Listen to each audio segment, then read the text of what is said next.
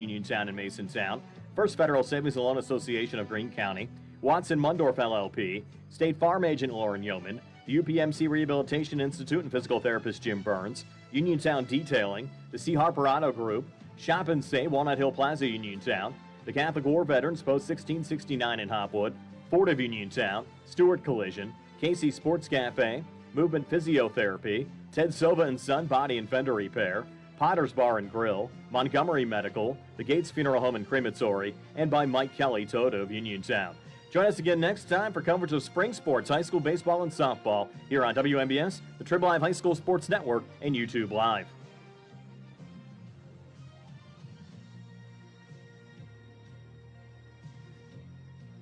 With Owner Builder Financing offered by CFS Bank, turn your dreams into reality and build the home that you've been waiting for. Acting as your own general contractor, the possibilities are endless, and your personal involvement in the construction of your new home is unlimited. Build more for less and save money on the cost to build with single one-time closing, monthly interest-only payments, and personalized customer service. Their experts will guide you every step of the way. Stop by CFS Bank branch or visit cfsbank.com. Member FDIC, Equal Housing Lender. CFS Bank, let's do it together. For 35 years, Fay Penn Economic Development Council has been committed to its mission of growing Fayette County's economy and helping to bring jobs to the area.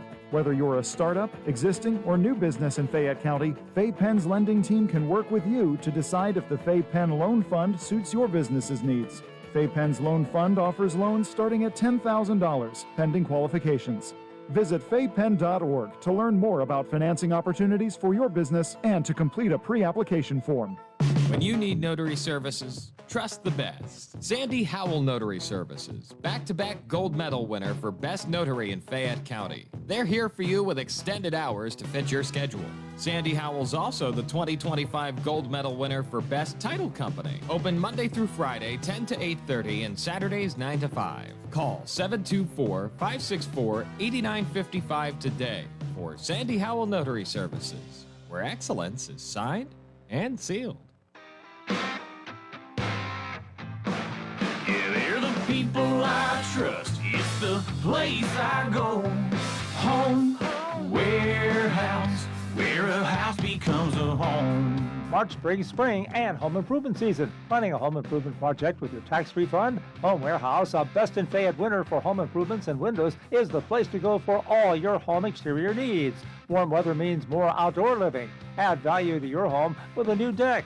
Home Warehouse has a great selection of easy-to-maintain composite decking and vinyl railing, plus siding, shutters, windows and doors, roofing shingles, metal and rubber roofing, soffit and fascia, as well as flooring. So for selection, great prices, and hometown service, see Sandy and Donnie at Home Warehouse, Connellsville Street in Uniontown. They know how to make your house a happy home. Shop Monday through Friday, 8 to 4:30, Saturday, 8 to noon. Home, warehouse, where a house becomes a home.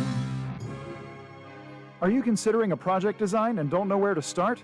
K2 Engineering offers a wide range of professional civil, architectural, and municipal services to meet your individual project needs. Our versatility, combined with our personalized approach, is what sets us apart as a full-service engineering and consultation firm. To learn more about our services, please visit us on the web at www.k2engineering.net. K2 Engineering, where customer service is our priority. If you're a small business owner in Fayette County, think about everything you need to help your business succeed. You need a plan, happy customers, steady cash flow, and an insurance agent that gets you. State Farm agent Nathan Ferguson runs a small business in Uniontown, too. He understands the unique needs of local business owners. He'll make it easy to choose the right protection at the right price, because the one thing you don't need is insurance stress. Call State Farm agent Nathan Ferguson for your small business needs. Like a good neighbor, State Farm is there.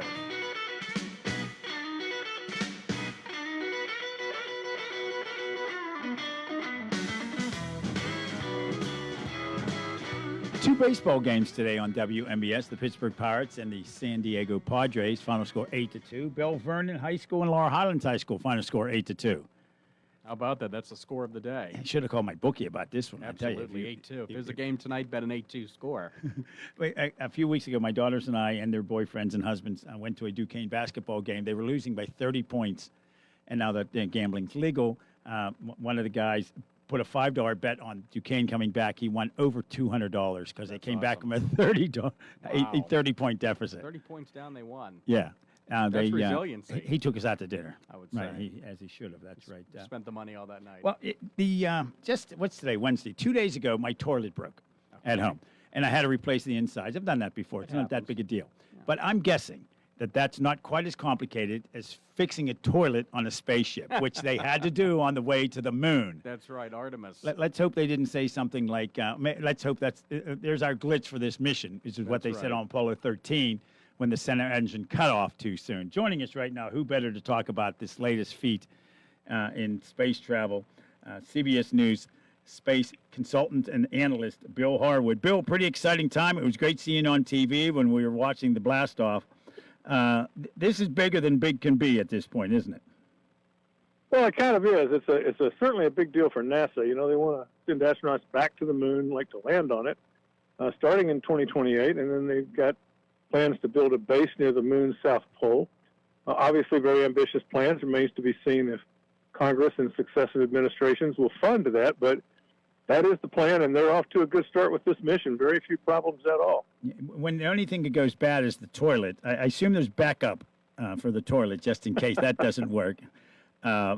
Oh, yeah. I felt like an astronaut the other day fixing my toilet. I'm like, hey, they're not the only ones with toilet problems, for heaven's sakes. But let me set the record straight here. The toilet's working fine. Oh. The problem they have is there's a tank where liquid waste gets stored, and then they vent that overboard from time to time. That has not been venting the way it should. In other words, they're not able to empty that tank as fast as they'd like to. It could be because of a frozen line, things like that.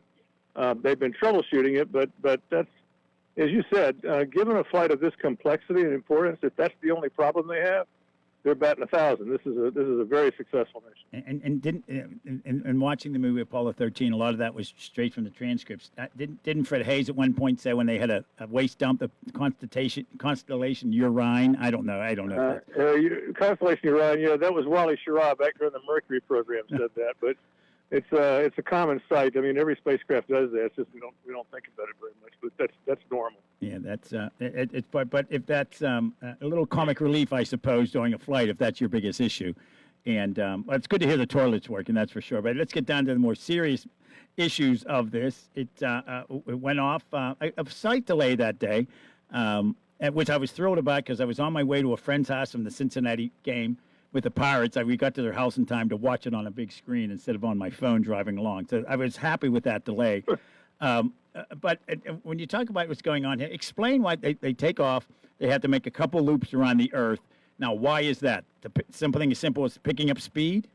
No, not at all. You have to remember, this is the first flight of the Orion spacecraft with people on board. They've only launched it once before. Right. It didn't have anybody on board, and it didn't have the life support systems on it. So for this flight, with astronauts on board, first flight of the life support systems and some others, they wanted to spend some time relatively close to Earth and check all of that out before they commit to flying all the way to the moon. So they originally went into an extremely elliptical orbit. They had a high point up around 44,000 miles, which is, a record for things like that. And that was to give them a full day in Earth orbit to check out the systems on the Orion before they did what they call the translunar injection burn, where they fire their thrusters and take off for the moon. So that was planned all along as part of the test flight regimen for this mission, and then they took off for the moon the next day. So that was all per the plan. So let's say, would they have done another orbit around the Earth if they thought things weren't exactly perfect, or if they could have, or they could have waved off the moon flight entirely if they were having problems. So, right. They were prepared for any eventuality, but they really weren't having any problems. So it was an easy decision to say, let's go to the moon. So they get to the moon, they loop around the moon and come home. Was there ever any thought of doing a couple of orbits around the moon while they were there? No, because when they did that burn to head for the moon, that put them on what was called a free return trajectory. In other words, that rocket firing that sent them to the moon also set up the reentry and splashdown coming up this Friday. So it was all designed so they fly out to the moon. The moon's gravity then bends that trajectory back toward Earth, and they come straight in. To orbit the moon, it would have been a completely different mission design because they don't have the horsepower, if you will, to get into a low lunar orbit with the Orion capsule. So it would have been a pretty high orbit anyway, but that's a complete mission redesign. Like I said, the thing to remember, this was a test flight of the Orion capsule. You didn't need to get into orbit for that. You just want to fly it out in deep space, give the flight controllers a chance to get their hand back in that game. You know, one of the interesting things here is, if you're under 53 years old, you've never been alive when people were flying to the moon in the Apollo program. So, you know, a lot of the flight controllers, people like that, I mean, Apollo is old history to them. They didn't live it. So this flight also, not only being a test flight for the capsule, it gave NASA a chance to test all of those procedures for managing a deep space mission, thinking all those things through, you know, making it happen. So that was another part of the value added to looping around the moon and coming home. Yeah, that idea of free return trajectory, if anybody's ever seen my favorite movie, Apollo 13, I'm not making that up, it is my favorite movie. They heard that a lot because that's what they decided to do, of course. They flew a free return trajectory. Yeah, that's right. They were too afraid to an about face midway, and they were worried what might happen if they blasted that engine off. So, yeah, it's fascinating. And, of course, in this flight as well, they set a record for the furthest any human being has ever been from Earth. And the previous one was Apollo 13. That's right. That's right. So explain why this one went further. When you hear about that, how far from Earth, it just, I guess, happened to be that loop around the moon just took them. It was further away. Well, the Apollo guys did that too. But remember, they started on a different trajectory. They were a landing mission, so their outbound trajectory was already set differently from the one of this flight. So, and this flight didn't beat their record by much. I think they went about 4,000 miles farther than Apollo 13. And I got to tell you, you know, in the big scheme of things, it doesn't really mean much, given the way these orbits work out. And I'm sure that another crew pretty soon down the road will beat that record. So it's not something the astronauts pay much attention to, but I know we all do in the media. It's just kind of fun. It is a record, that's for sure. It's a second story, as we call it in this business. Yeah. And always looking for that, of course. And what caused, there was about, a 15-minute delay. They stopped the clock at 10 minutes.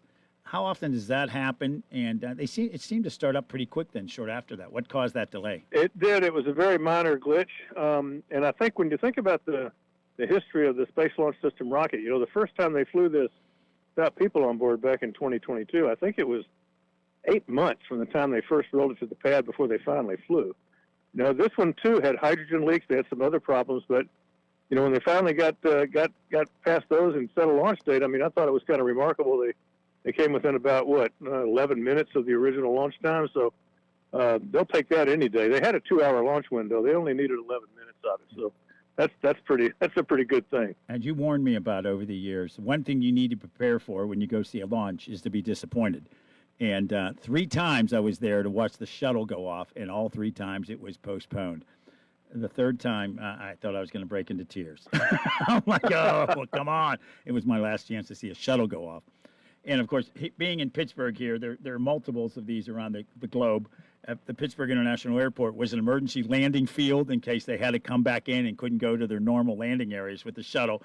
And as maybe macabre as that is, we were hoping there'd be a glitch they'd have to land at the Pittsburgh International Airport, and we were all... Oh, my goodness. We were all ready. No, you don't want that. No, you don't want that because that means something seriously bad happened. Right, exactly. So yeah, you don't we want felt that. guilty hoping that it would land in Pittsburgh at some point, but I think it's because we have runways here that are so massive it could handle it.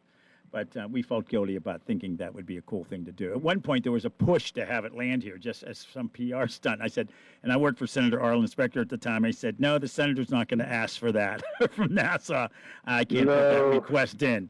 I think the people... That would have cost an enormous amount of money. And get the jet would have here. delayed the program. Yeah, you have to... Don't forget, you can't just fly it out of there. Right. You got to build the crane and all that stuff to put it on the back of the 747. It would have taken months and months. Right, exactly. To get it from any other runway back to Florida. Yeah. I remember somebody saying, I thought you were a fan of the space program, Doug. I'm like, I am, but no, we can't push for this one. Nice try. But so going back to Artemis 2, now, of course, Apollo had so many test missions, how many times they went up, of course. This one's going to be much quicker. The next one, well, when are the plans to land on the moon? Is it Artemis 4? Or what would land on the moon? Yeah, it's Artemis 4. They've added a flight just because of what you say. You know, the original plan was this flight and then a landing mission. And the new administrator said, that's too much. You know, that's too big of a jump. So next year, they're going to launch another Space Launch System rocket, another Orion capsule, but it's going to stay in Earth orbit. and they're going to practice rendezvous and docking procedures with the moon landers, one or both. One's being built by SpaceX, the other by Blue Origin. They hope to have them both in orbit, but if they don't, they'll use whichever one's ready. And rehearse those procedures, kind of like they did with Apollo 9 tested the lunar module in Earth orbit, and Apollo 10 tested the lander up at the moon. They didn't land. But it's kind of putting those two flights together for this program and getting that practice out of the way before you go to the moon and try to do it for real. So if all that works, they're talking about landing once and maybe twice on the moon in 2028. But it'll really come down to the landers. The SpaceX and Blue Origin landers are in development. They haven't flown yet. And those things have got to make unpiloted landings on the moon before they're going to put astronauts on board. So there's a lot of work to happen before 2028, but that is the target date. Yeah. It's many times as we've seen these things and talked about it, the speed is still just mind-boggling. We're talking, 7 miles a second? But gives you some idea of how far away the moon actually is. When you look at it at night, it doesn't look as far away as you might think. But to think that they're going, is it 17,000 miles per hour? Do I have that right? 17, 18? You're close. It's 17,000 miles per hour when they're in Earth orbit. When they come back from the moon, they're moving 25,000 miles an hour because the Earth is pulling them in faster and faster. They are speeding up as we speak under Earth's gravity. Yeah, and at the point they hit the atmosphere, they're moving 7 miles a second, about 25,000 miles an hour. Yeah, that's mind-boggling. I don't care how many times I've heard it. To think that something would not just disintegrate. Of course, you're in outer space. It's a whole different thing, the vacuum of space. But to think that a vehicle can travel that fast, no matter where it is, and land. And, of course, now it's splashdown times. I guess probably a lot of folks thought that would never happen again after they had a space shuttle that could land like an airplane. But I guess the days of that are over, and it's, at this point, simpler and cheaper to have a splashdown, correct?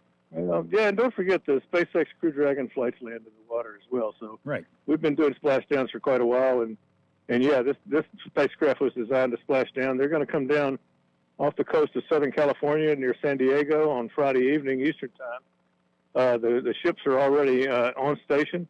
Recovery crews are out there waiting for them, and so it's going to be an exciting day Friday. With fingers crossed and wish them luck. It's a wild ride. There's no question about that. Yeah, and hopefully it'll be a little. I remember the one time we had you on just a couple of days after one of the splashdowns, and I'm watching this live on whatever I was seeing. I don't know if it was a network or maybe the NASA channel streaming, and I'm like, is that a NASA ship? Is that a Navy boat right near them? But there were pleasure crafts right near where this thing splashed down.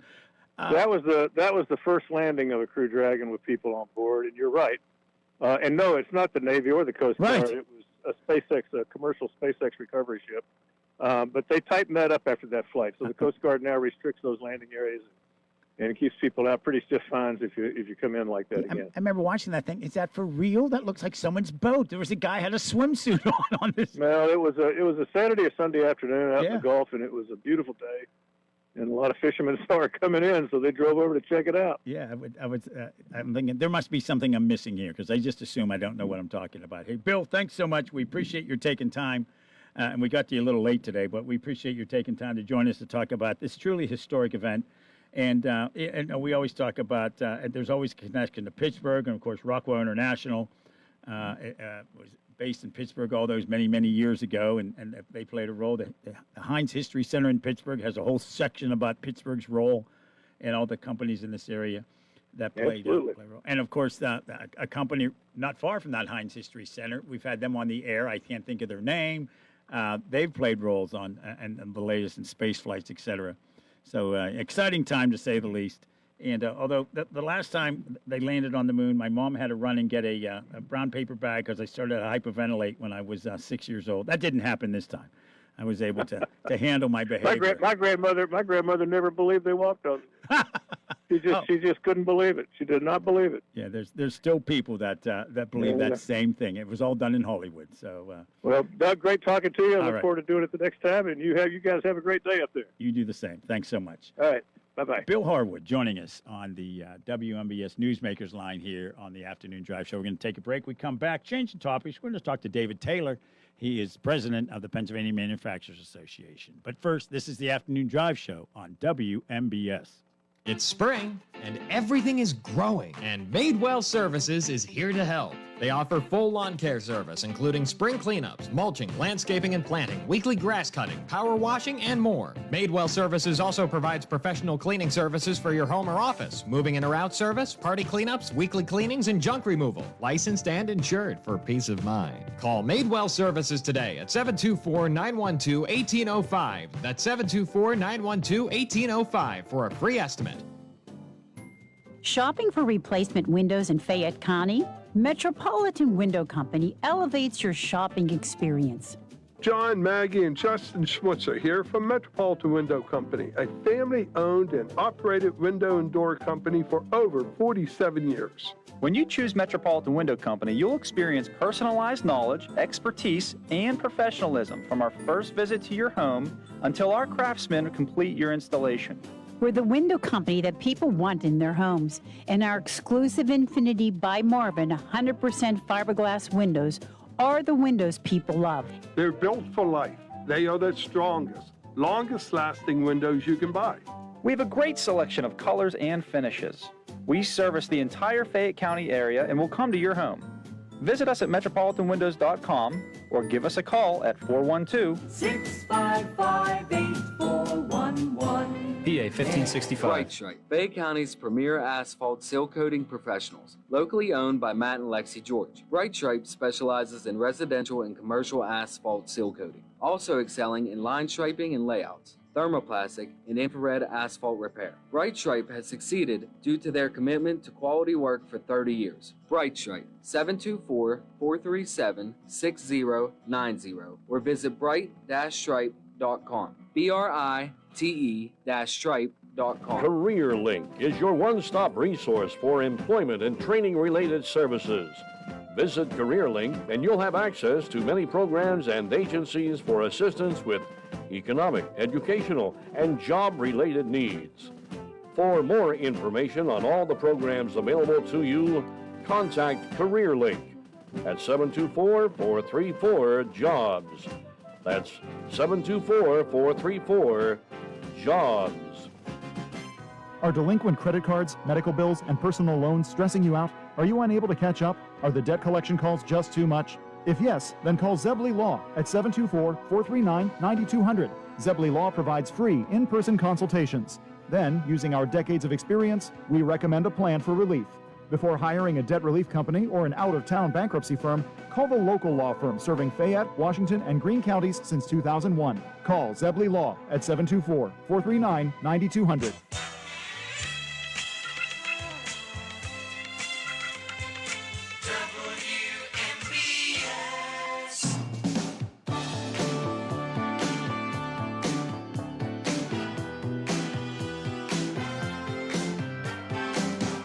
Welcome back to the Afternoon Drive Show. I want to thank Bill Harwood just joining us live from Cape Canaveral. Just came out of a news conference on the latest on Artemis 2. Yeah, I know I'm a geek when it comes to this stuff, but guys and gal in a spaceship going 25,000 miles an hour. You can't beat it, Doug. 7 miles a second. I know you wish you were in that spaceship. Oh, gee whiz. As I joked when I was a little kid, my mom would worry about me. I'd be so out of control. You were that into it. Sitting on the living room floor. I had to sit 6 feet from the TV. You'd get the cancer. Because I would get the cancer from my color TV, according to my grandmother. Yes. Well, grandmas are wise. That was the negotiation we worked out with her, so we wouldn't, so we could get a color TV in the house. Nana insisted we were going to get the cancer. Well, Nana knows best. Yeah, but although I think she did believe we went to the moon. That was funny. Bill Harwood's grandmother said they never went to the moon. A lot of people believe that. To this day. People don't believe in that. That's for sure. A lot of things. Joining us right now on the WMBS Newsmakers line from Harrisburg, the president of the Pennsylvania Manufacturers Association, David Taylor. David, thank you very much for joining us. How are you? Oh, I'm doing great, Doug. Thanks for having me on the show. Yeah, a great example of American manufacturing know-how to put somebody on the moon. And now 50 years later, they're doing it again. And a lot of that came from Pennsylvania. The companies, Rockwell International, based in Pittsburgh, and so many other companies play a role in space flight. It's very impressive. That's not the purpose we're talking to you about, but it shows the ingenuity and what's come from Pennsylvania over the years. A lot of people forget the economic powerhouse at the turn of the last century, or the 20th century. We're the third biggest economy in the world. That's correct. That's correct. And for all the things that we enjoy, not just goods, but also services and experiences, that manufacturers are the ones who made the tools and built the infrastructure to make those things possible. So there's so much, and this is one of the great privileges that I have in my job, touring factories, meeting with business folks, learning about what they do. It really is astonishing, and at least in me, it inspires a tremendous sense of gratitude to all of those makers and doers, not just the the entrepreneurs and the innovators, but all the folks who do the work day in and day out, so that we can enjoy our very high and ever rising standard of living. Yeah. And how did I know that Pennsylvania was the third largest economy on the planet at the turn of the 20th century? I heard David Taylor say it on Lincoln Radio Journal. And you've been on this radio station for so long, for so many years. We joke around here, you should come to our staff meetings and the Christmas party, for heaven's sakes. I would welcome that. Yeah, Thank you. Yeah, we air both.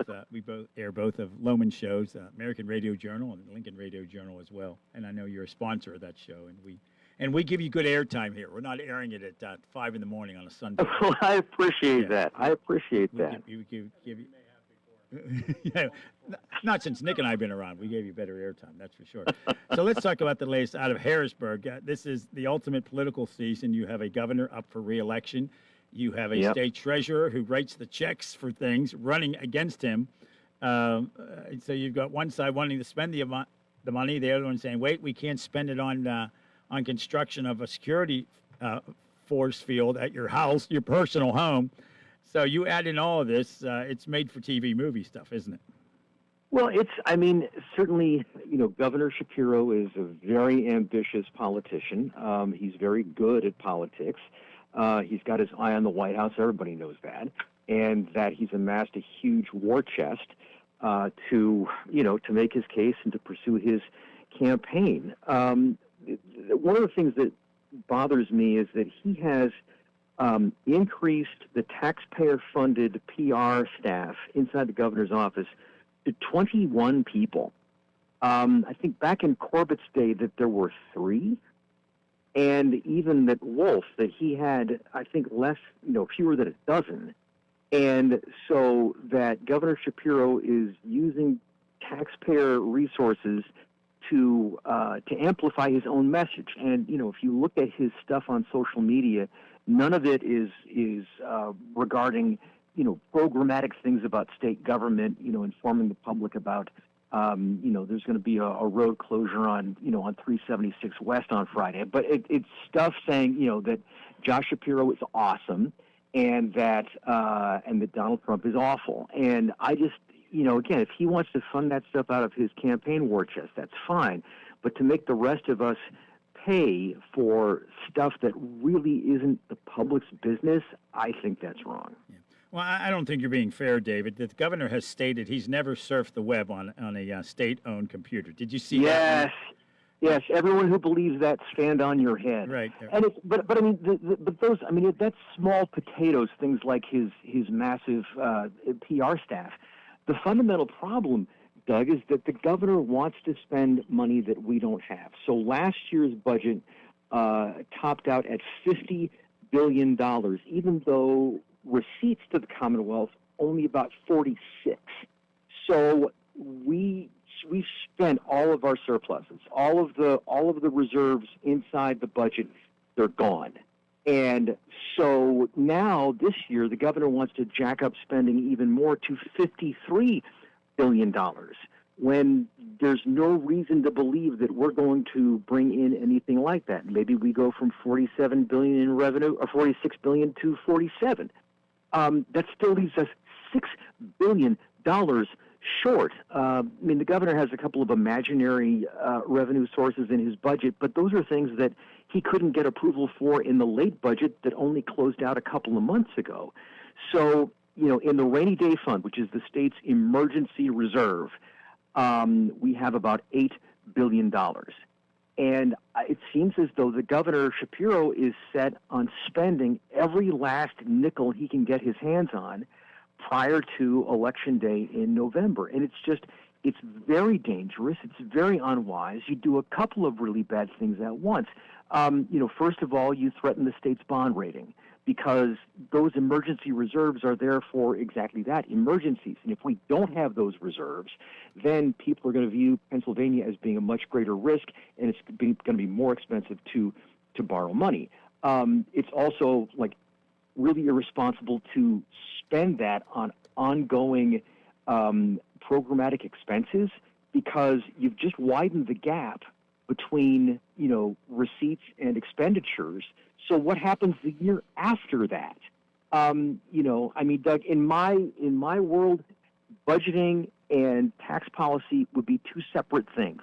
You set tax policy, you try to optimize growth, you try to have mercy on the taxpayers, and then whatever you get, then you take exactly that much and figure out the right way to spend it. But Harrisburg always decides first how much they want to spend and then tries to cobble together the money to pay for it.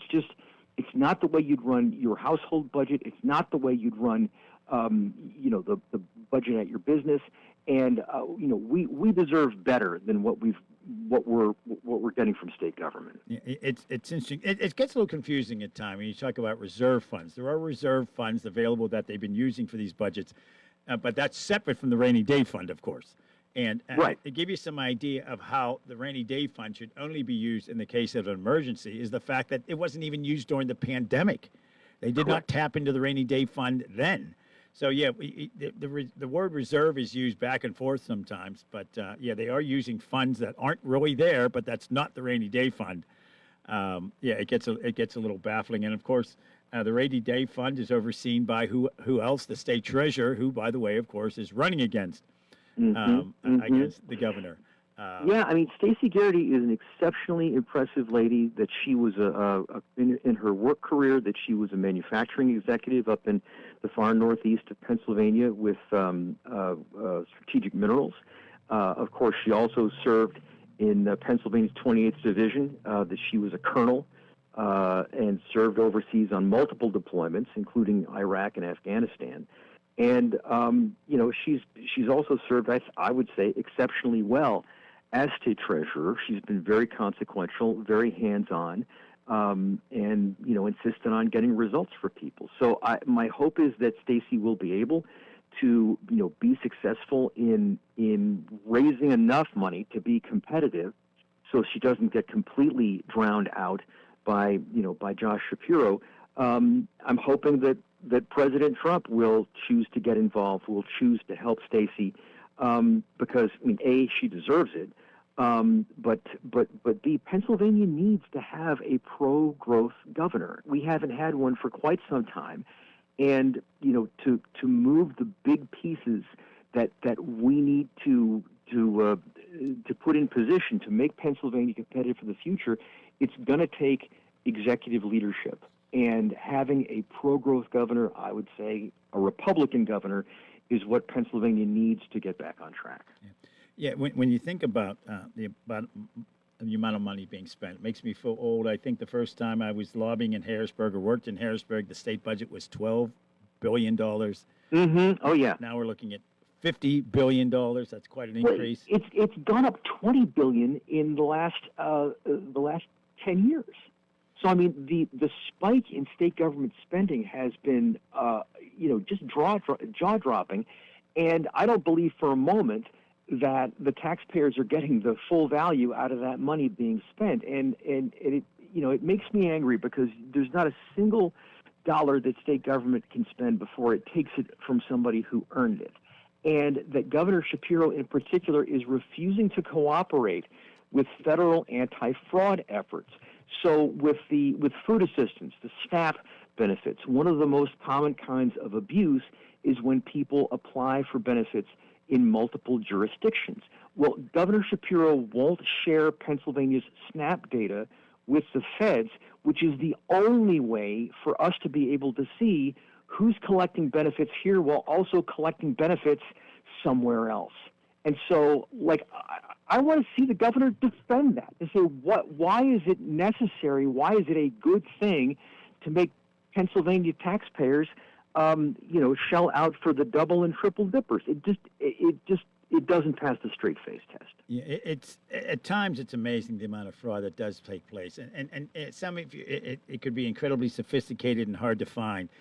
However, during the pandemic, there were hundreds and hundreds of prisoners getting unemployment compensation. Oh yeah. And we had I worked for a state representative at the time, and we had a relative of a prisoner call in and say, listen, if they're getting it, why can't my son? And I said, well, first off, it's illegal. No, we're not going to help your son who's a prisoner in a state prison get unemployment compensation. And she said, well, he's not working. I'm like, well, then he should start making, I felt like saying he should start making some more license plates. Yes, make more license plates. And prisoners do make license plates. I should point that out. I always thought that was just... But it makes the rest of us, like the people who work for a living, it makes all of us into chumps. You know, like what the reason we have these programs is to help those people who truly need them, who actually qualify for them. It's not an excuse for government to just chuck away money with both hands, but the lack of accountability and in particular the lack of interest by Governor Shapiro in protecting the taxpayers from this kind of fraud, I find that very upsetting. We've been talking with David Taylor. David, we came to you a little late. We apologize. Our sports earlier went longer than we expected, so we have to cut our interview about 4 minutes short with you. I hope that's okay. That's fine. Hey, no worries. I'm just glad to be here. And besides that, you're going to be on the air for probably in a few hours anyways here on WMBS with Lowen Henry and the gang. So delightful. I don't know if it's today. I forget when it is. But we do give you good airtime, that's for sure. And I know you're a sponsor of the Lincoln Institute. Loman and I have known each other since, my gosh, we at one point we figured it was the mid '80s when Loman and I first met. Well, so, he's a good dude. He's from Westmoreland County originally, sure, so he's a proud Western PA person. And not only do we have him on air for a show, we have him on this show as a guest as well.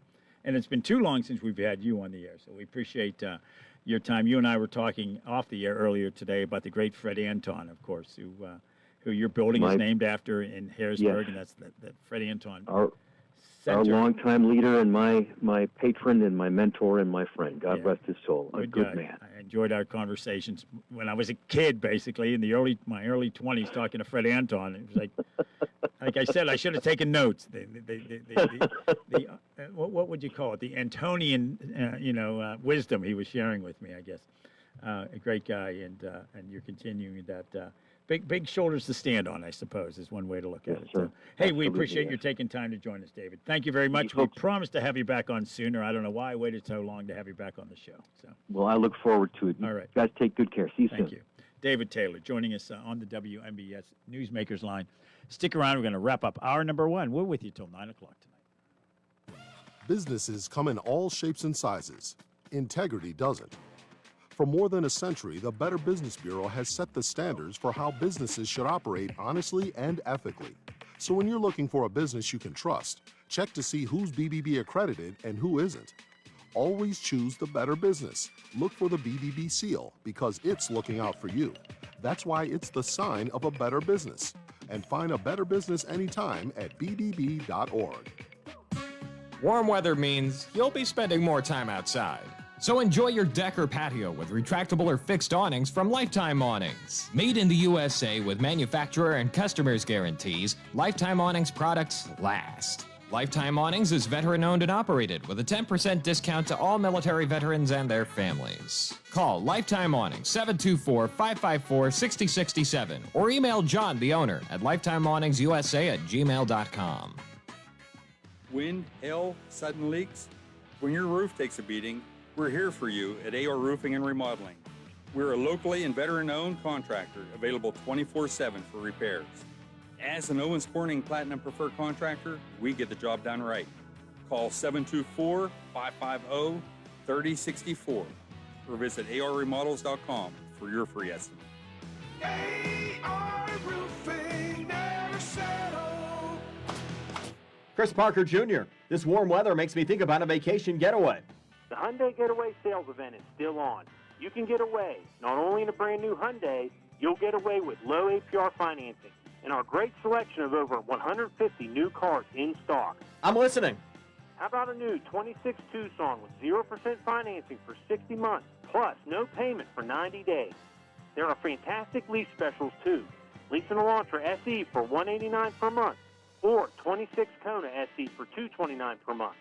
And there's a great lease incentive of up to $5,500 on the all-wheel drive 26 Tucson Limited. Plus Hyundai Owner Assurance, America's Best Warranty, 10-year, 100,000-mile powertrain protection, and 5-year unlimited miles roadside assistance with every new Hyundai purchased. Autoland Hyundai, 25 East Fayette Street, downtown Uniontown, or visit their website, AutolandHyundai.com. And remember, you'll always pay less to drive the best at Autoland Hyundai. That's a wrap for the Afternoon Drive Show's first hour here on WMBS. We're going to talk to Steve Blast in the next hour. News is next. This is CBS News on the Hour, your home for original reporting. I'm Jennifer Kuiper. A fragile ceasefire between the U.S., Israel, and Iran takes hold. CBS's Natalie Brand reports from the White House. President Trump posted this morning on social media that the U.S. would be working with Iran to dig up their enriched uranium stockpile. And in exchange, America is talking with Iran about tariff and sanctions relief. Israel says it does not consider Lebanon to be covered by the U.S.-Iran ceasefire, and it launched deadly airstrikes today. The BBC's Hugo Bachega reports from Beirut. There is a plume of smoke billowing. There's a lot of destruction, a lot of damage here, which gives us an idea of the power of this attack. Found amid the rubble, glimpses of lives that have been interrupted, pictures of smiling families, pieces of clothing, school homework that was left unfinished. Only 3 states have average gas prices below $3.60 per gallon.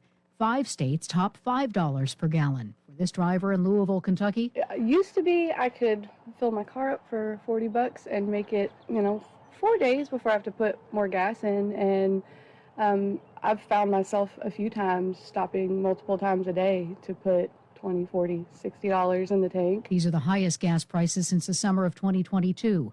One person, a construction worker, has died and 2 other people are missing after a partial collapse at the Children's Hospital of Philadelphia parking garage, which is under construction. CBS News Philadelphia's Nikki Dementri. What we can see from the ground is really that first and second story. Those cement slabs are fallen at this point. They're leaning at this point. We can't see exactly what they're looking for inside that building. Former Attorney General Pam Bondi will ignore a congressional subpoena. CBS's Jim Krasula with details. In a written statement, House Committee on Oversight and Reform Democrat Representative Robert Garcia said, quote, "Now that Pam Bondi has been fired, she's trying to get out of her legal obligation to testify before the Oversight Committee about the Epstein files and the White House cover-up." Garcia also said, again quoting, "The bipartisan subpoena is to Pam Bondi, whether she's the Attorney General or not. She must come in to testify immediately, and if she defies the subpoena, we will begin contempt charges in the Congress." March has been the hottest month on record for the continental U.S. in 132 years, that according to federal weather data. And the next year or so, it looks to turn up the dial on a global warmth even more, and some forecasts predict a brewing El Nino will reach super strength. This is CBS News. Go to the ends of the earth, half a world away. Reach for the stars. If I take time to think, they might go get Brad. On CBS, Sunday morning. There's a difference between liking a house and actually getting it. Redfin is built to make up that difference and close the gap between finding and owning the home for you. Redfin agents close twice as many deals as other agents, so when you find a home you love, you're not a step behind when it's time to make an offer. That means less watching great homes disappear and more focus on the ones you'll actually move into and call home. Redfin helps turn saved listings into real addresses. Get started at redfin.com. Own the dream. Staples presents That Was Easy. So I opened a restaurant and needed everything. Menus, signage, catering brochures. Everything and then some. I went to Staples. They printed it all and even suggested takeout menus. One money pit with a side of fries. But now at Staples, you get up to $125 off custom print orders. $125 off. Now you're cooking. Brand your business in a big way at Staples. That was easy. Shop Staples in-store, online, or in the app by 4/18 to unlock. Exclusions apply. Visit staples.com/print for details. 9 studies in 18 countries finds there is an association between physical activity and sleep duration for risk of dementia. Akikonle Oye Shomefon at York University in Canada says brisk walking of about 150 minutes a week can drop the risk of dementia by 25%, but prolonged sitting can raise that risk by 27%. And he says there's an 18% higher risk of dementia for those who slept less than 7 hours. But those who sleep more than 8 hours have a 28% higher substantial risk of dementia. Study authors say there needs to be more research on the relationship with sitting more than 8 hours a day. Allison Keyes, CBS News. GM is recalling more than 270,000 Chevy Malibu vehicles for model years 2023 through 2025 because the rear view camera screen may display a distorted or blank image, increasing the risk of a crash. Jennifer Kuiper, CBS News. Carpal tunnel syndrome, heart failure that doesn't improve with common medicines. These are some signs and symptoms associated with ATTR-CM, or the cardiomyopathy of ATTR amyloidosis, a serious heart condition with symptoms that get worse over time. Amvuttra, vutrisiran, is a prescription medicine given by a healthcare provider that treats ATTR-CM in adults to reduce heart-related death, hospital stays, and urgent visits. In a clinical study, Amvuttra was proven to help people live longer and have fewer heart-related hospital stays and urgent visits over 3 years compared to placebo. Amvuttra lowers the amount of vitamin A in your blood, which can affect vision. Other side effects include pain in the arms or legs, pain in the joints, and shortness of breath. These are not all the possible side effects of Amvuttra. For prescribing information, call 1-833-256-2748 or learn more at amvuttra.com. Ask your doctor. Your local station, WMBS, and now the WMBS Weather Watch for all of southwest Pennsylvania, brought to you by Maloney's, Doug and Rick Seaback's favorite hangout. And Maloney's, they have delicious, authentic Italian entrees like their hot stuffed banana peppers and also delicious ravioli. Overnight low at 41 up to 75 for tomorrow with sunny skies Thursday. Low in the evening, 51, even warmer. 79 Friday with a slight chance of rain, but otherwise clouds and sun.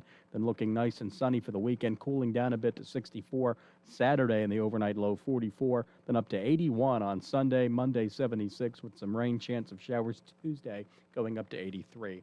Right now sunny and 59 degrees at 7:06 on this Wednesday evening from the Davis & Davis studios. That weather update brought to you by Maloney's on West Main Street. Give them a call for specials.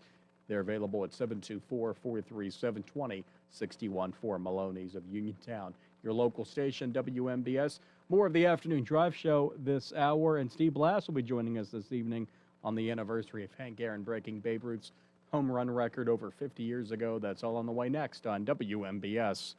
439-2323.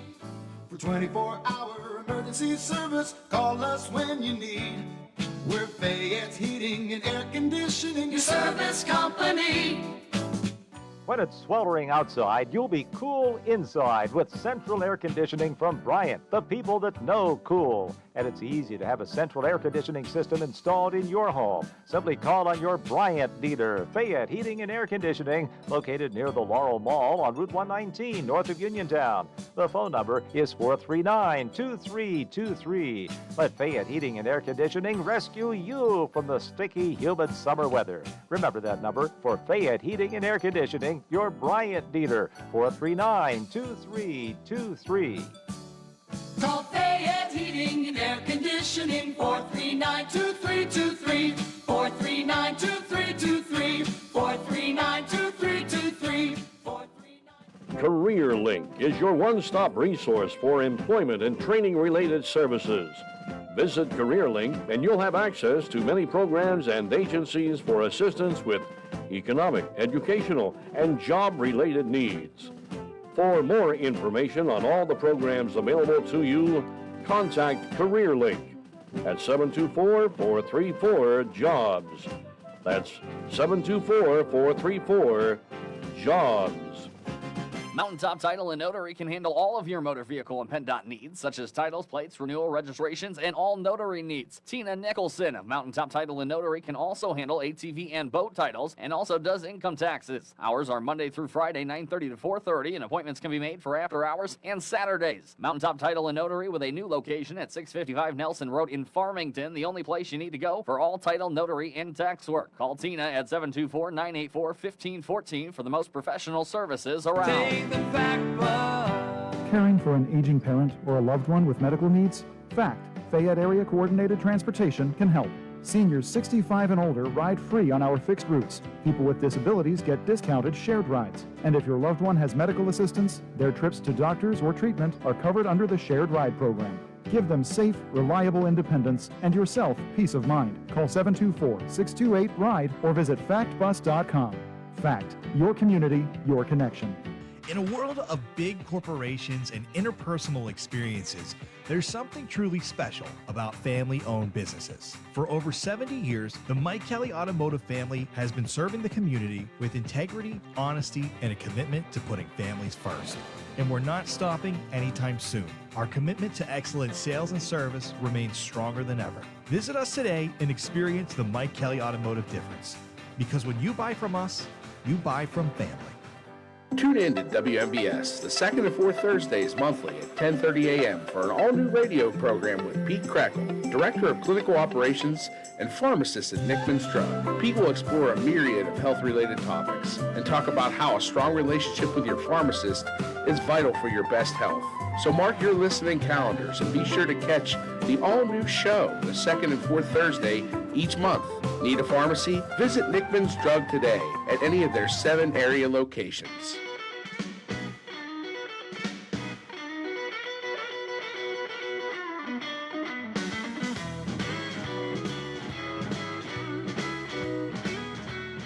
As Nick mentioned a moment ago, coming up at 7:35 tonight, we're going to talk to former Pirates pitcher and, of course, longtime baseball analyst Steve Blass on the 52nd anniversary of Hank Aaron setting the new home run record. Has it been that long? Amazing. I was 11, and I can remember watching the game. You watched it? On a black and white TV in my kitchen. Wow, look at you. That gives away my age. Vin Scully announced the game. That's great. Yeah. Hammer and Hank Aaron, one of the best ever, and Steve Blass certainly has firsthand experience. But he pitched against him. Oh, he did, yeah. He had to have. I mean, he was amazing. We'll talk to him a little bit later. But joining us right now on a very different topic, but a very important one. And Nick is convinced we've had our next guest on. It says the name's familiar. Nick is calling her number right now. We're going to talk to Paula Knutson here. She is with a very interesting organization, the Reporters Committee for Freedom of the Press. And they represented Spotlight PA, which is an online news gathering service, a nonprofit. And we've talked to their reporters over the years on the happenings in Harrisburg. And the right to know information, the freedom information related to Penn State.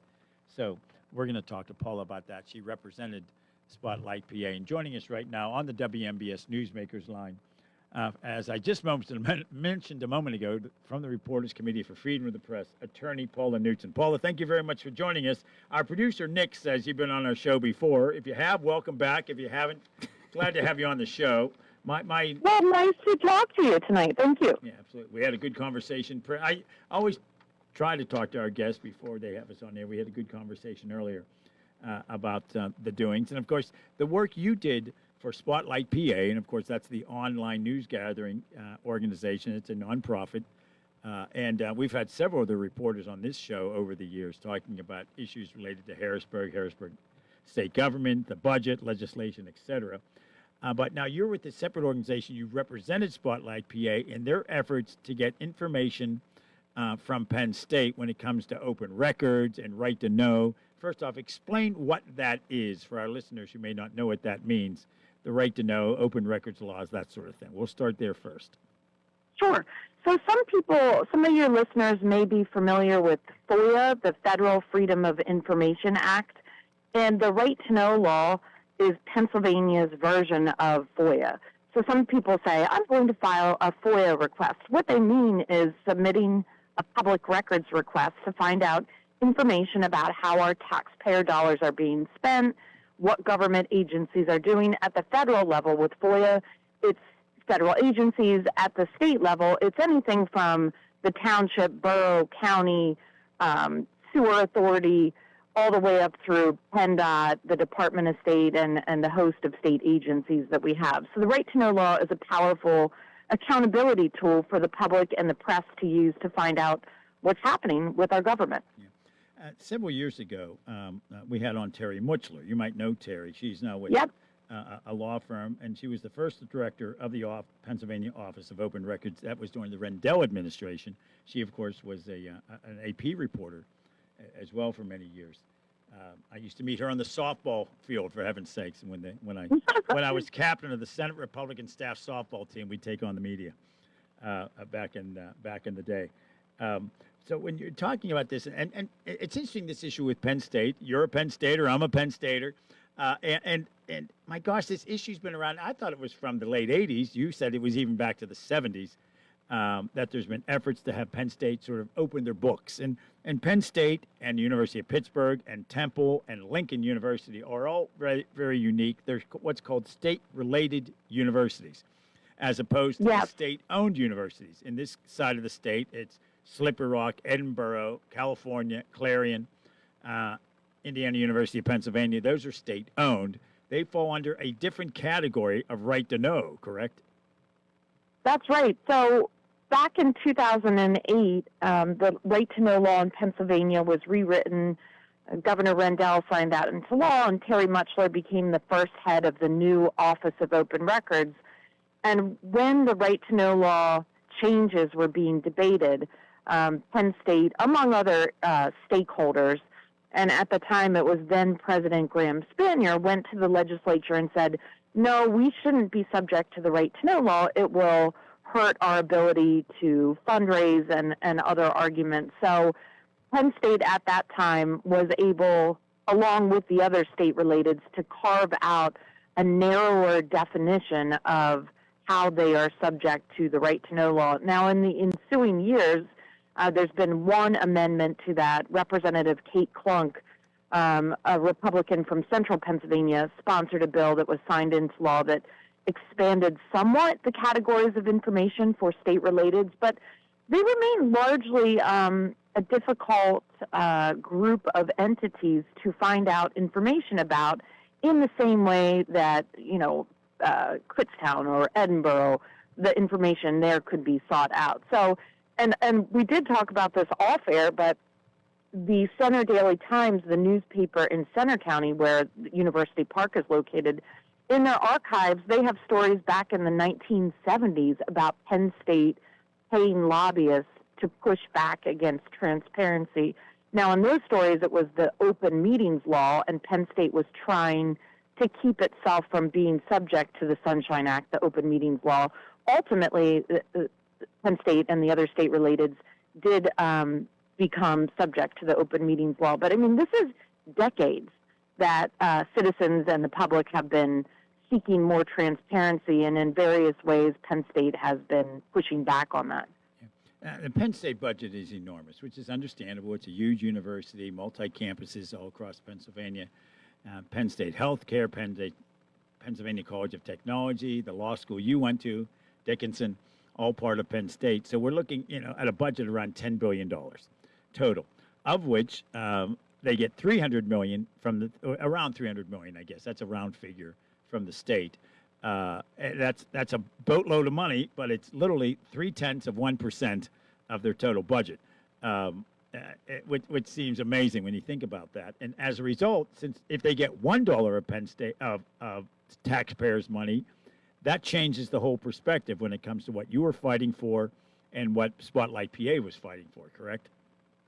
Yes, I mean, in the grand scheme of things, maybe it's not the majority of Penn State and the other state-related budgets, but each of the presidents of those universities was just in Harrisburg recently during budget proceedings asking the legislature to allocate more money, more taxpayer money to these universities. So, $300 to $400 million is nothing to sneeze at. And the amount of information that is currently available through the right to know law, because of the way the university state-relateds are defined, is pretty narrow. So reporters and members of the public have had to get creative to try to figure out ways to get to information that would otherwise be public at state schools in Pennsylvania. Even though this most recent effort started as back as far as 2022, 2023, based on meetings of the Penn State Board of Trustees, it's very timely. Just as of yesterday and today, the Supreme Court made a determination. The state Supreme Court made a determination, correct? Right. So yesterday, the state Supreme Court rejected the attempt by Penn State and the State Department of Education. They had asked the high court to take up the lower court's decision in a right-to-know case that was issued in October. And the Supreme Court issued an order saying, no, we're not going to take this case up. Right-to-know appeals in Pennsylvania are permissive only. The Supreme Court takes up very few of them. So that's really the end of the road for Penn State and Department of Education. And the next step will be hopefully seeing those records that have been withheld for a number of years. But it's not just in these recent days or years. This kind of case goes back to 2013, where a man who was interested, he was a Penn State graduate, was filing similar requests with the State Department of Education secretary, and he won, and the court upheld that. So this is really a body of case law that's more than a decade old. And the Commonwealth Court, in its October decision, said, this is nothing new. You got to turn it over. So, it's been a lot of waiting, and I think folks across the Commonwealth who have seen decisions that impact students and employees at some of the Commonwealth campuses are really eager to see how is Penn State Board of Trustees making decisions and what is in these agenda packets that have been withheld for a number of years. So it's an encouraging step toward transparency, and nice to see that as of yesterday with the Supreme Court's decision, that we're at least advancing to the next phase. Yeah, as I mentioned at the beginning of this interview, full disclosure, I'm a Penn Stater. I've supported Penn State since I've graduated, given money to scholarships, funds, etc. But this idea, once you say, okay, we don't have to comply with right to know, it just simply gives that impression what's being hidden. And maybe nothing's being hidden. But in a case like that, that seems to be what, of course, the average person out there would think. Well, if they're not willing to disclose, what are they hiding? And unfortunately, that's just, I guess, human nature, correct? That somebody would assume, okay, if they don't want to share everything, then what aren't they sharing? And and it's a great question. A couple of weeks ago, there was a gathering in State College, actually at Penn State, hosted by the First Amendment chair, Amy Sanders. She's a professor, an endowed professor at Penn State, and she hosted a transparency and sunlight summit that included journalists and lawyers talking about how Penn State and other state-related could improve and how difficult it is for journalists like Spotlight PA and the Center Daily Times and others. They've really had challenges covering this massive university that reaches all corners of the state and far beyond. So, it's certainly something that various stakeholders have an interest in, including alumni like you and me. We want to see the university succeed and do better, and transparency is a part of that. Yeah. It's interesting how long things like this take. A friend of mine who I've known since grade school went to law school, became a judge, and has since retired. And on his first day of law school, one of his professors said, one thing lawyers have to learn, patience. So here, this is something that happened in 2022, and here we are on April 8th, 2026, with the final determination on a legal matter that you and your organization brought to court in May of 2023.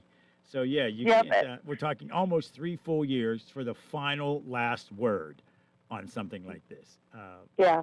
I would be remiss if I didn't mention my co-counsel on this are lawyers from the Cornell First Amendment Clinic. And, like you said, it takes time, it takes a lot of dedication and resources.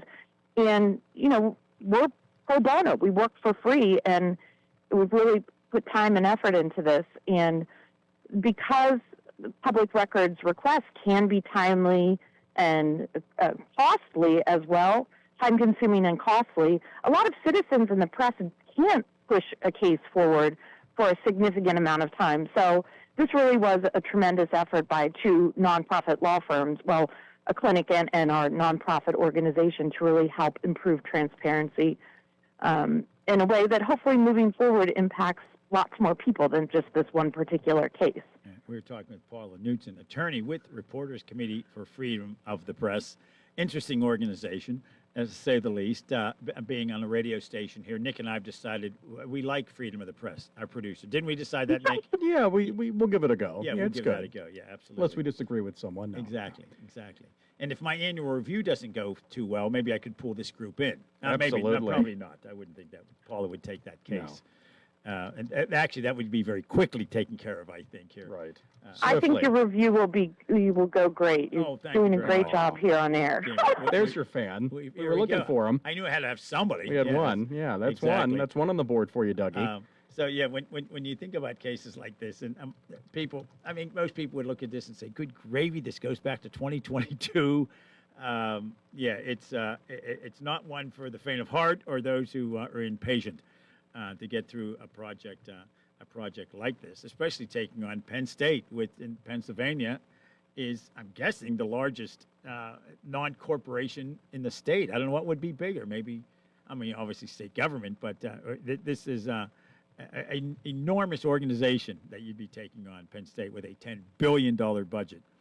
And they have significant resources to hire private lawyers, and of course, the amount of money that's spent on those private lawyers isn't accessible because of the narrow definition of the right to know law as applied to state-related. So, many times government agencies will use their in-house lawyers or hire outside lawyers and really slow down the transparency process. Here in Pennsylvania, when the right to know law was rewritten in 2008, the presumption is the public has access to the record. So, for a long time, Pennsylvania has had a deep-seated history of secrecy, and we're slowly turning that around to make sure that there's more transparency in the future. But it is hard when you're going up against an institution that has a lot of money and resources to hire counsel. Yeah. Sounds like we're really knocking Penn State, but they do a tremendous job throughout Pennsylvania, especially in rural areas with the Penn State Ag Extension. So I don't want anybody to come away from this thing, oh, you're bashing Penn State. No, there's areas that need to be improved, and like any organization, they do great work as well. Paula, we have a couple minutes left here. I'm going to go off topic for a second, and I apologize. I'm breaking a rule here, asking a question I didn't mention in advance. But there's an issue now of AI creating FOIA requests by the millions, apparently, Freedom of Information Act or Right to Know at state levels, that AI are creating these things, and it's just clogging the system. I'm guessing you've heard about these, correct? Yeah, the head of the Office of Open Records, our state agency that is in charge of adjudicating right to know law appeals, Liz Wagenseller, she just testified before the House Oversight Committee, I think, in Harrisburg a few weeks ago. And that was one of the topics of conversation with this increase in AI. And your listeners can go to the Office of Open Records website and read their annual report from the OOR.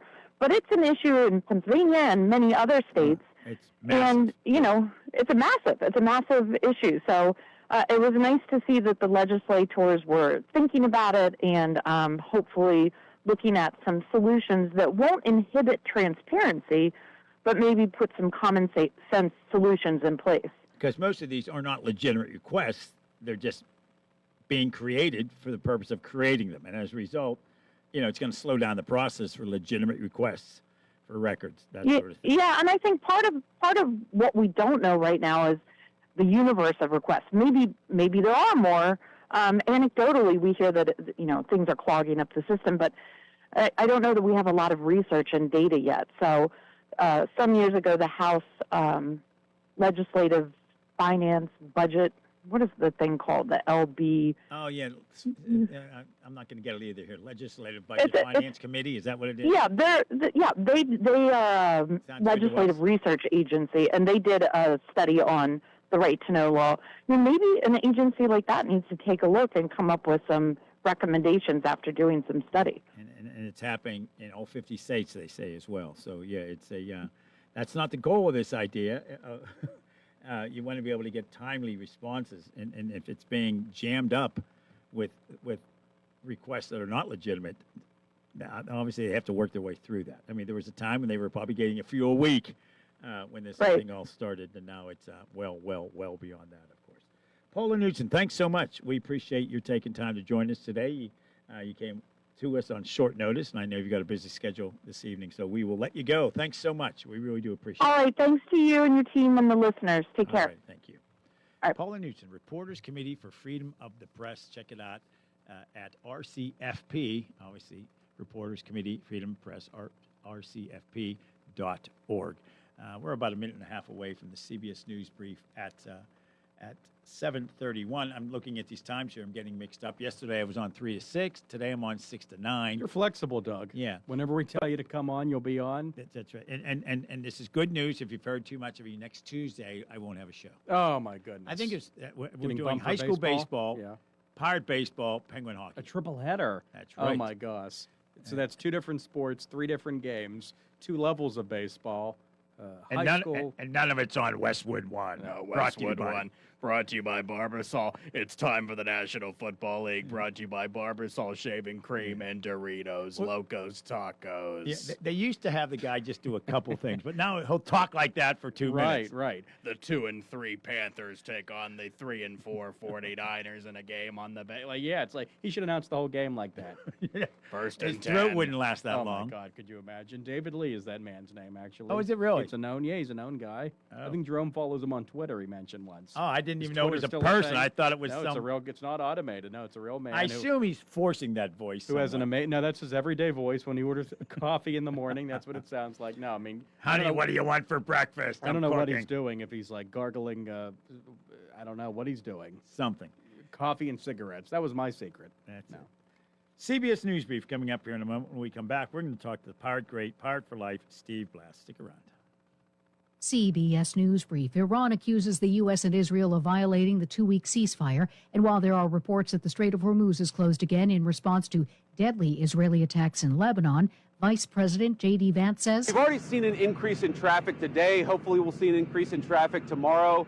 We actually think that we are seeing signs that the Straits is starting to reopen. Only 3 states have average gas prices below $3.60 per gallon. 5 states top $5 per gallon. In Florida, and I kind of try to save my gas and go to places close to me, but that's about all you can do to survive right now until something gets figured out. a parking lot under construction as part of an expansion project for the Children's Hospital of Philadelphia has partially collapsed, killing 1 person. 2 others are missing. Fire Commissioner Jeffrey Thompson. It's going to take some time because we have to stabilize this building for the safety of everyone involved, especially my rescuers, and it is an ongoing operation. CBS News Brief, I'm Jennifer Kuiper.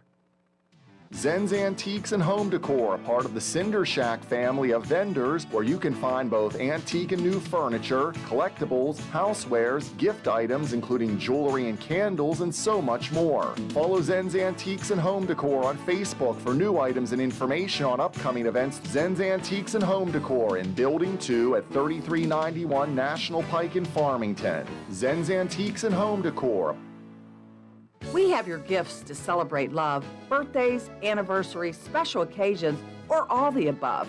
Things that go bling, earring pendants and rings, all types of handbags, crossbodies, concealed carry, and slings, Western Southwest, boots, hats, and more, silver Zapata jewelry, fun fashion turquoise, it's a staple in our store. Strap, 34 South Street in downtown Uniontown, located in the rear of the State Farm Building, 724-557-6184. We value your shopping experience here with us at Strap, so come on in, sit a spell, enjoy a refreshment, and a bag of peanuts. Strap, 724-557-6184. We're open Tuesday to Friday, 11 to 5, and Saturdays, 10 to 3. Convenient street parking right in front of our shop. You're sure to adore us, and you'll love our prices. Shop small, shop strap. Route 21 Furniture, take the road to your perfect home. Sleep well tonight. Try out a new mattress from Route 21 Furniture with a large selection of mattresses, all sizes and comfort levels, with great prices, free local delivery and setup, and financing options. Route 21 Furniture. Open weekdays 9 to 5, Saturday 10 to 5, Sunday noon to 4. 724-737-2222 or Route21Furniture.com. Route 21 Furniture, take the road to your perfect home. Benjamin F. Goodwin, voted Fayette County's best attorney, and the entire award-winning Goodwin Como Law team have been trusted by your friends and neighbors for the past 20 years. From estate planning and administration to personal injury, workers' compensation, family law, and criminal defense, they deliver dedicated, personalized representation with 2 convenient offices in Uniontown and Bell Vernon. Visit GoodwinComo.com or call them at 724-438-1616 for your free initial consultation. Goodwin Como, righting wrongs, securing justice. Warm weather means you'll be spending more time outside. So enjoy your deck or patio with retractable or fixed awnings from Lifetime Awnings. Made in the USA with manufacturer and customers' guarantees, Lifetime Awnings products last. Lifetime Awnings is veteran-owned and operated with a 10% discount to all military veterans and their families. Call Lifetime Awnings 724-554-6067 or email John, the owner, at lifetimeawningsusa@gmail.com.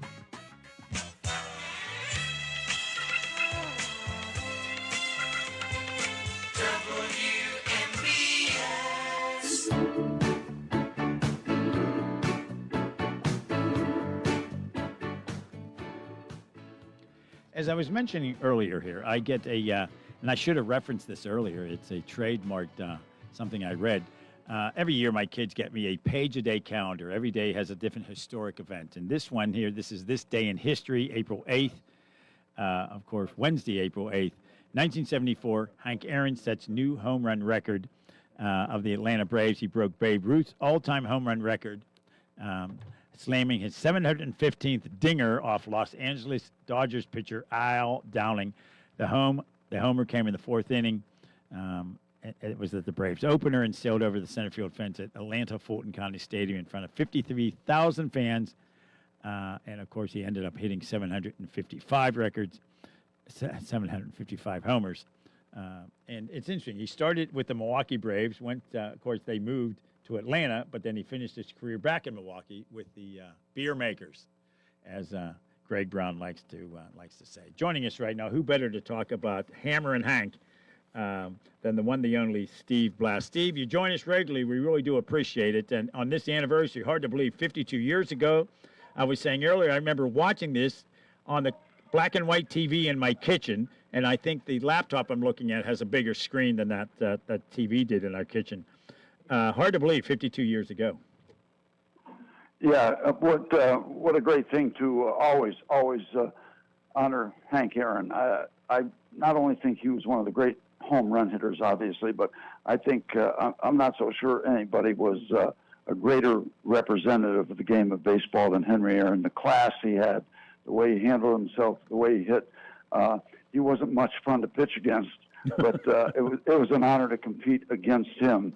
And I did see that home run, too, that Al Downing threw up to him. But just a magical name in the history of baseball, and it's always great to bring his name up and pay attention to what he did for our game. And as he was closing in on that record, Babe Ruth's record, frankly, it wasn't a happy time for him. This guy was getting death threats. He was receiving racist letters. He had to have security around him.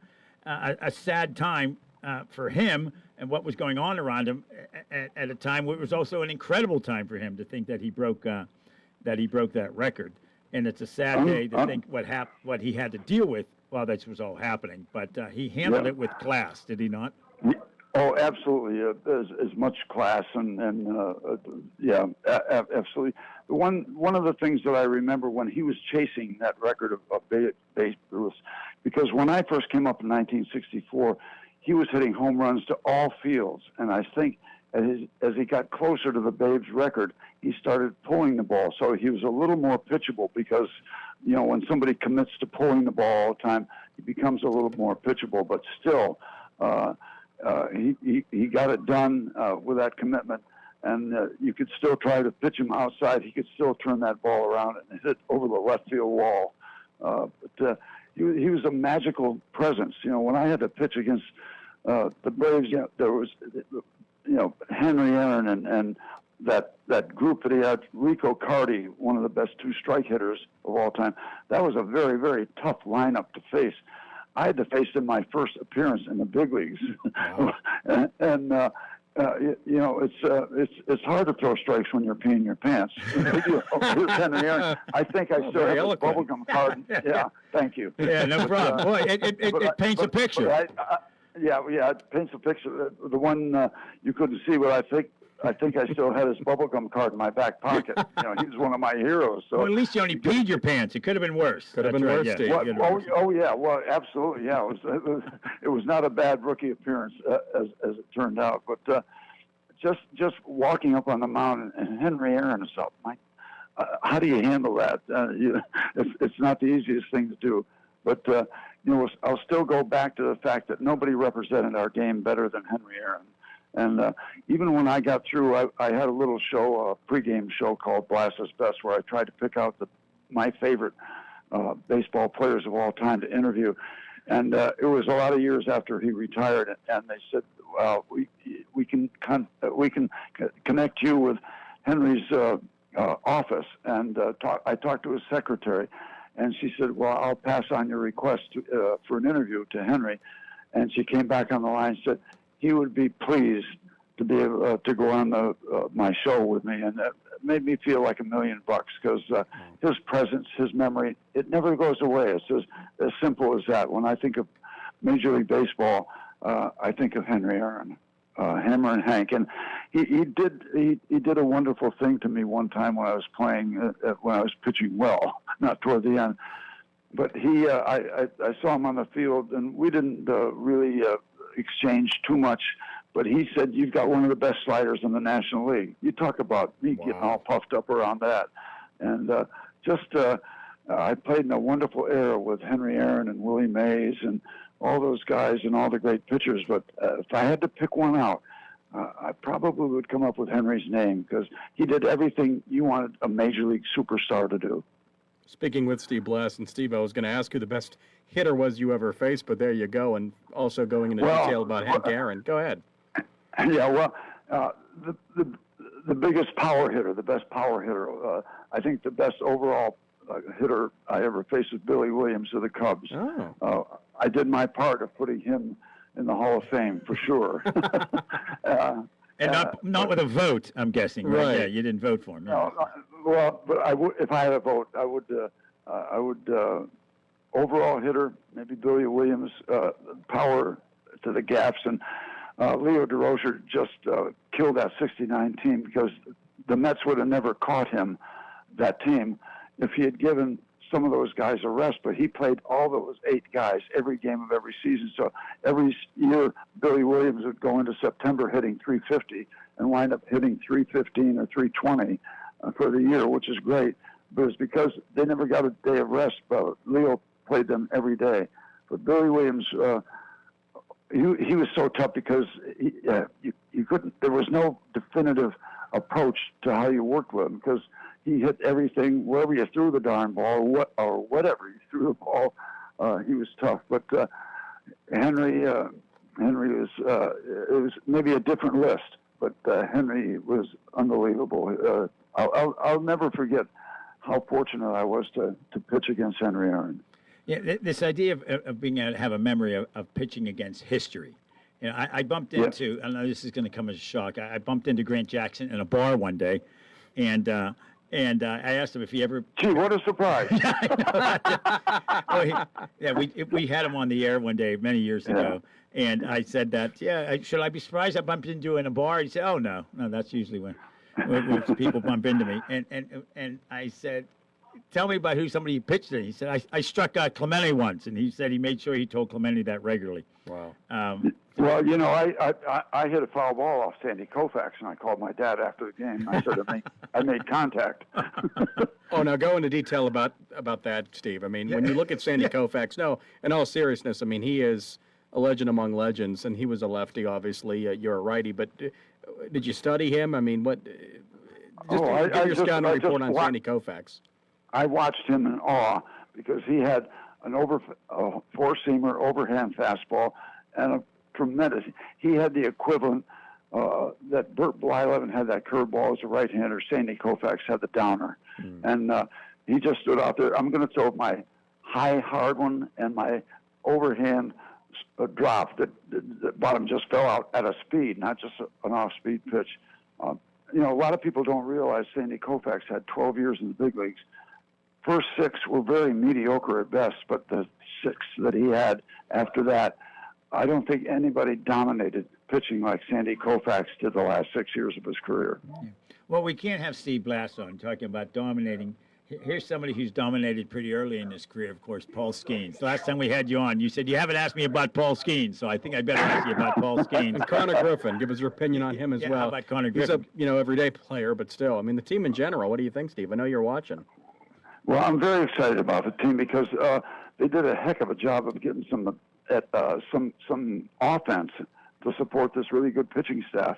And I love watching Paul Skeens because a lot of these guys, power guys, grew up never having to learn how to pitch. They just blew everybody away. Paul Skeens blows everybody away, but he also has 6 other quality pitches. And people ask me, is there anybody that reminds me of Paul Skeens? And the only name I could come up with is Nolan Ryan. 24 years for Nolan Ryan, and you knew what was coming. It was backyard baseball. So I'm going to throw as hard as I can. You see if you can catch up to it.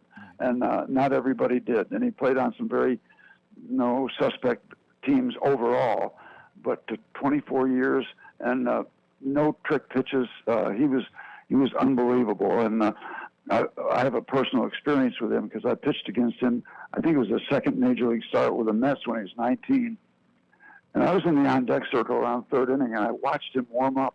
And I said to myself, I've got a new wife and a new baby, and I could die tonight if he hits me. So, but you had insurance. That's the key. Well, we're at Shea Stadium, 40,000 people, and Jerry Grody is a catcher. So I watched him warm up, and then I was digging in the batter's box, and I said, here's the deal, Jerry. I don't want any problems. 3 pitches, I'm out of here. But look at him out there. There's stuff coming out of his nose. His eyes are crossed. He's pawing at the dirt. He's 19 years old. He throws 200 miles an hour, and he doesn't know where it's going yet. So if he hits me and I live, I'm hitting you. And he called timeout, and he went out and talked to him, and it was 3 pitches. And I was done. Yeah, that's great. One of the great things, Nolan, if you hit a home run off Nolan Ryan, he would watch you run the bases.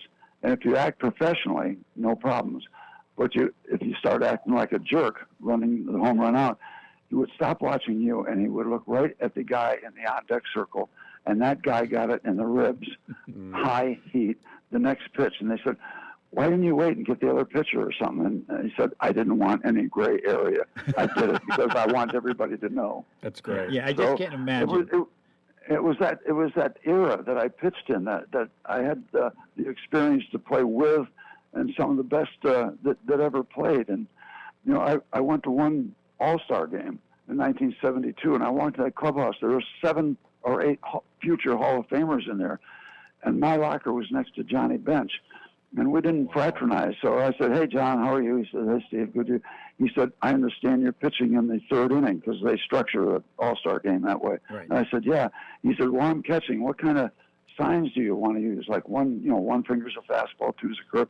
And I said, Johnny, every time I face you, you seem to know what's coming. So why don't we just wing it? So we had a good conversation. Yeah.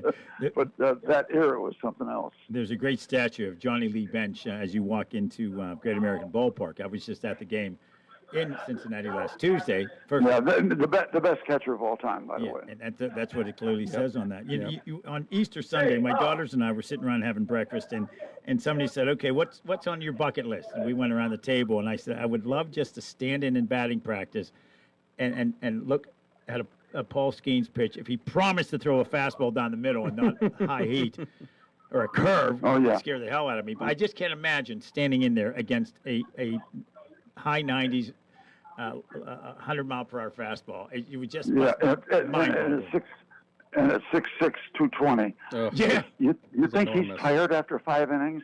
I throw things at the TV set when they take him out. I want him to pitch the whole ball game. There were boos at Great American Ballpark when they took him after 77 pitches, and some of the boos were coming from Cincinnati fans. Right.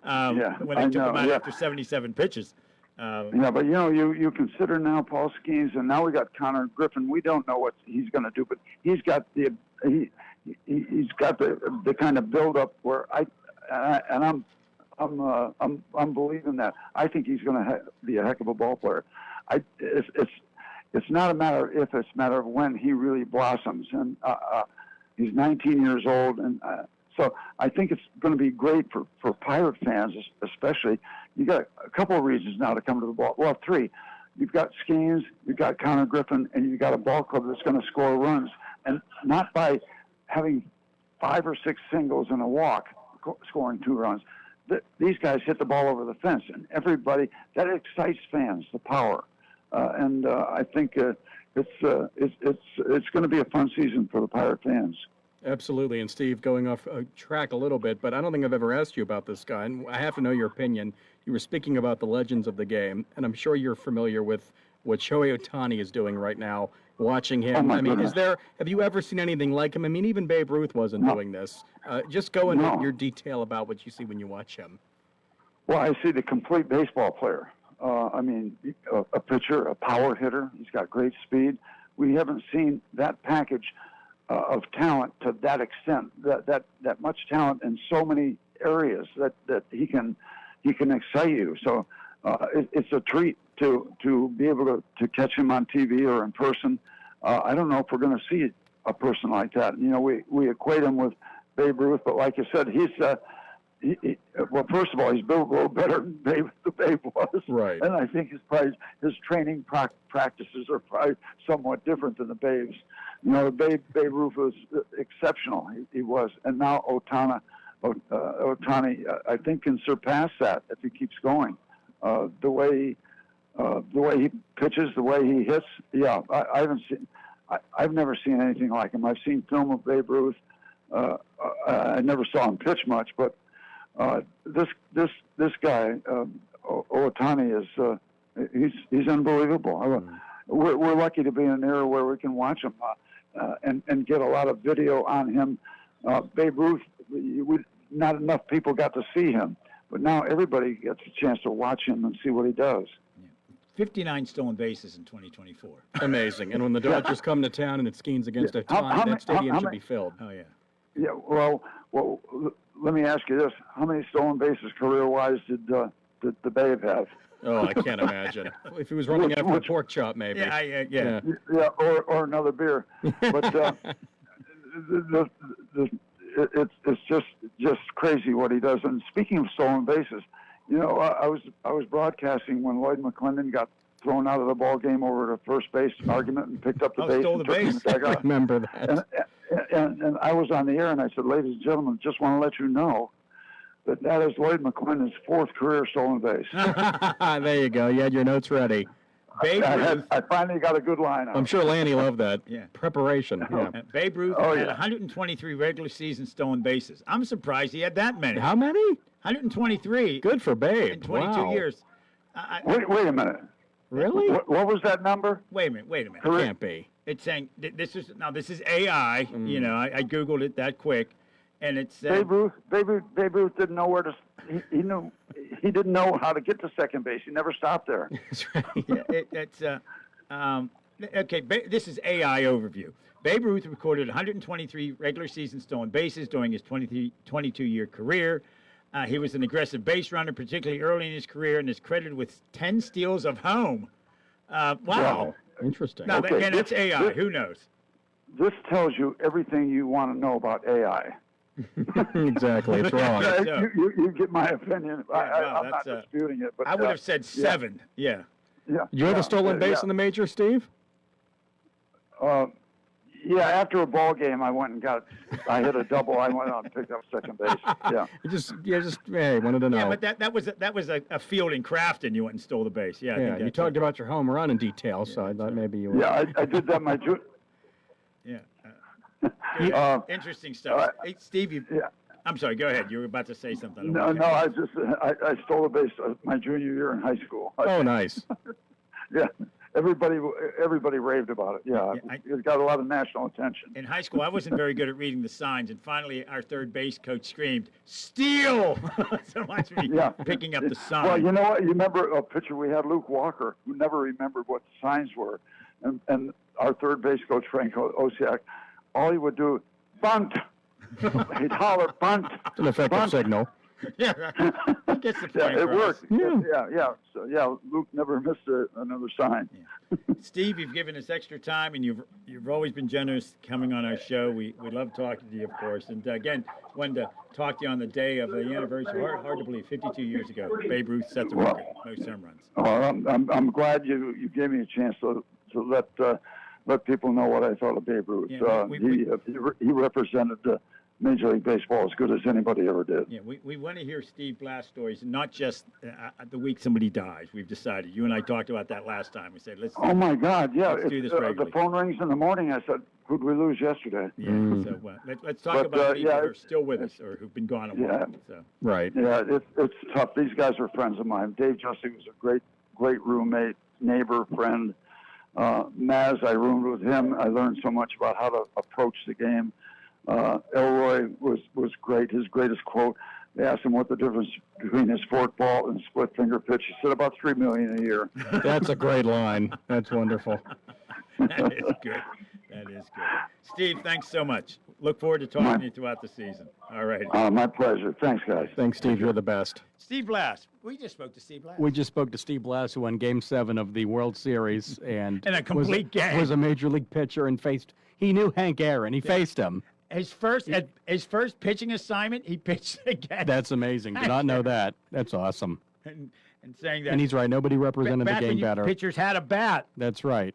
That's right. Yeah. Amazing stuff. Yeah, I'm going to look up more information. Yeah, Babe Ruth had 123 steals. Are we believing that? Now this is the Society for American Baseball Research. Maybe our guest next hour would know. And that's the our real historian. One. That's the real thing. Yeah. Coming up, well, let's take a break right now. We'll talk to you about who's coming up in our third hour in a few moments. Stick around. There are over $5.8 million in $100 prizes in the new $100 blowout scratch-off game from the Pennsylvania Lottery. And we at WMBS want to give you a chance to get your hands on some of it. Now, through April 20th, just be the sixth caller to 724-438-4593 when you hear. And you'll win 6 of those $5 tickets. What would you do with an extra $100 today? Benefits older Pennsylvanians every day. Must be 18 or older to play. Please play responsibly. When you are looking to make some extra cash for your aluminum cans, visit Cherokee Recycling, where aluminum can is king. Cherokee Recycling is open Monday through Friday, 9 to 4:30, and Saturdays, 8 to 12 noon, closed Sundays and holidays. Give Marcus or Braggs a call today, 724-439-3228, for Cherokee Recycling, where recycling makes the most sense. 439-2323. For 24-hour emergency service, call us when you need. We're Fayette's Heating and Air Conditioning, your service company. When it's sweltering outside, you'll be cool inside with central air conditioning from Bryant, the people that know cool. And it's easy to have a central air conditioning system installed in your home. Simply call on your Bryant dealer, Fayette Heating and Air Conditioning, located near the Laurel Mall on Route 119, north of Uniontown. The phone number is 439-2323. Let Fayette Heating and Air Conditioning rescue you from the sticky, humid summer weather. Remember that number for Fayette Heating and Air Conditioning, your Bryant dealer, 439-2323. Call Fayette Heating and Air Conditioning, 439-2323, 439-2323, 439-2323. Hello, Uniontown and Fayette County. This is Jeff Monzo from the Quattrini Law Group. Injured in an auto accident, truck accident, motorcycle accident, We provide a free consultation at our Uniontown or Somerset offices. We deal with insurance companies every day, all day. Do you need guidance with your medical treatment? We can help you find the right medical providers. Quattrini's Law Group's clients can concentrate on what really matters, getting the medical treatment you need to recover after an automobile, truck, or motorcycle collision. The consultation in our Uniontown or Somerset office is free. Call Quattrini Law Group today at 1-888-534-6016. Again, that's 1-888-534-6016. Or you can Google us at Quattrini Law Group. That sneeze was in a different zip code, and I still felt the germs. Relax, Randy. I went to Montgomery Medical. I'm fully shielded. Like a flu shot? Flu, COVID, the works. If you haven't caught up on your shots yet, they'll get you sorted in minutes. It's basically a suit of armor, but with less clanking. Then do the double shot. After Montgomery Medical, head over to Renew You Medispa. I got their immunity IV drip. A Medispa? You relax, you hydrate, and you give your immune system a VIP upgrade. Montgomery Medical, a family tradition of family medicine. WMBS.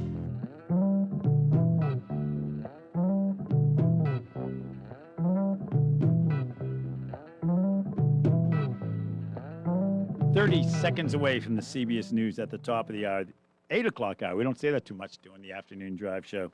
By the way, I'm Doug Saltzman. That's Dick Barczyk. Coming up during the 8 o'clock hour, and we're with you till 8 o'clock, we are going to check in with local historian Frank LaCava. We'll talk to him. But before that, we're also going to check in with Dr. Jerry Schuster, professor of presidential rhetoric, about the presidential rhetoric of Donald Trump. Interesting, to say the least. But first, this is the Afternoon Drive Show on your local station, WMBS Uniontown. This is CBS News on the Hour, your home for original reporting. I'm Jennifer Kuiper. Iran accuses the U.S. of violating the ceasefire amid Israeli attacks on Lebanon and says the Strait of Hormuz is very much closed. But CBS's Weijia Zhang at the White House reports. The White House disputes Iranian media reports that the strait is closed and said there was an uptick in traffic, but they do acknowledge that the ceasefire is fragile. Still, Vice President Vance says he is optimistic heading into in-person peace talks. On Saturday, Vance and top negotiators Steve Witkoff and Jared Kushner will participate in discussions in Islamabad, Pakistan. CBS's Elizabeth Palmer in Tel Aviv. Iranians who had been hoping that this war might help get rid of a regime that they just despise, the people that you saw in the streets in January, many of whom were killed, now fear that the regime is going to come out of these negotiations strengthened and even more brutal. NASA's Artemis II astronauts are on their way back to Earth after completing a historic journey around the moon, marking the first time humans have traveled beyond low Earth orbit in more than 50 years. The four-person crew is expected to splash down in the Pacific Ocean later this week. NASA's Lakeisha Hawkins. After an exciting day of science on Monday and a day for the crew to recover and then achieve some other flight objectives yesterday, the team is turning our attention to the return and getting the crew safely home. Hawkins says the mission sets the tone for future exploration. A California sheriff has been ordered to pause his probe into 2025 ballots. A California county sheriff seized 1,000 boxes of election materials to investigate a complaint about the ballot count from a November 2025 special election on redistricting. But the California Supreme Court ordered the sheriff to stop his probe while justices review the legal challenge against it after the state's attorney general asked the court to step in. That's CBS's Allison Keyes. Paramount President Jeff Shell leaves the company amid a lawsuit alleging that he violated U.S. Securities and Exchange Commission disclosure rules. Paramount Skydance, which owns CBS, says in a statement that the claims are baseless and that Shell has elected to transition from his positions as president and a member of the board of directors to focus on the lawsuit.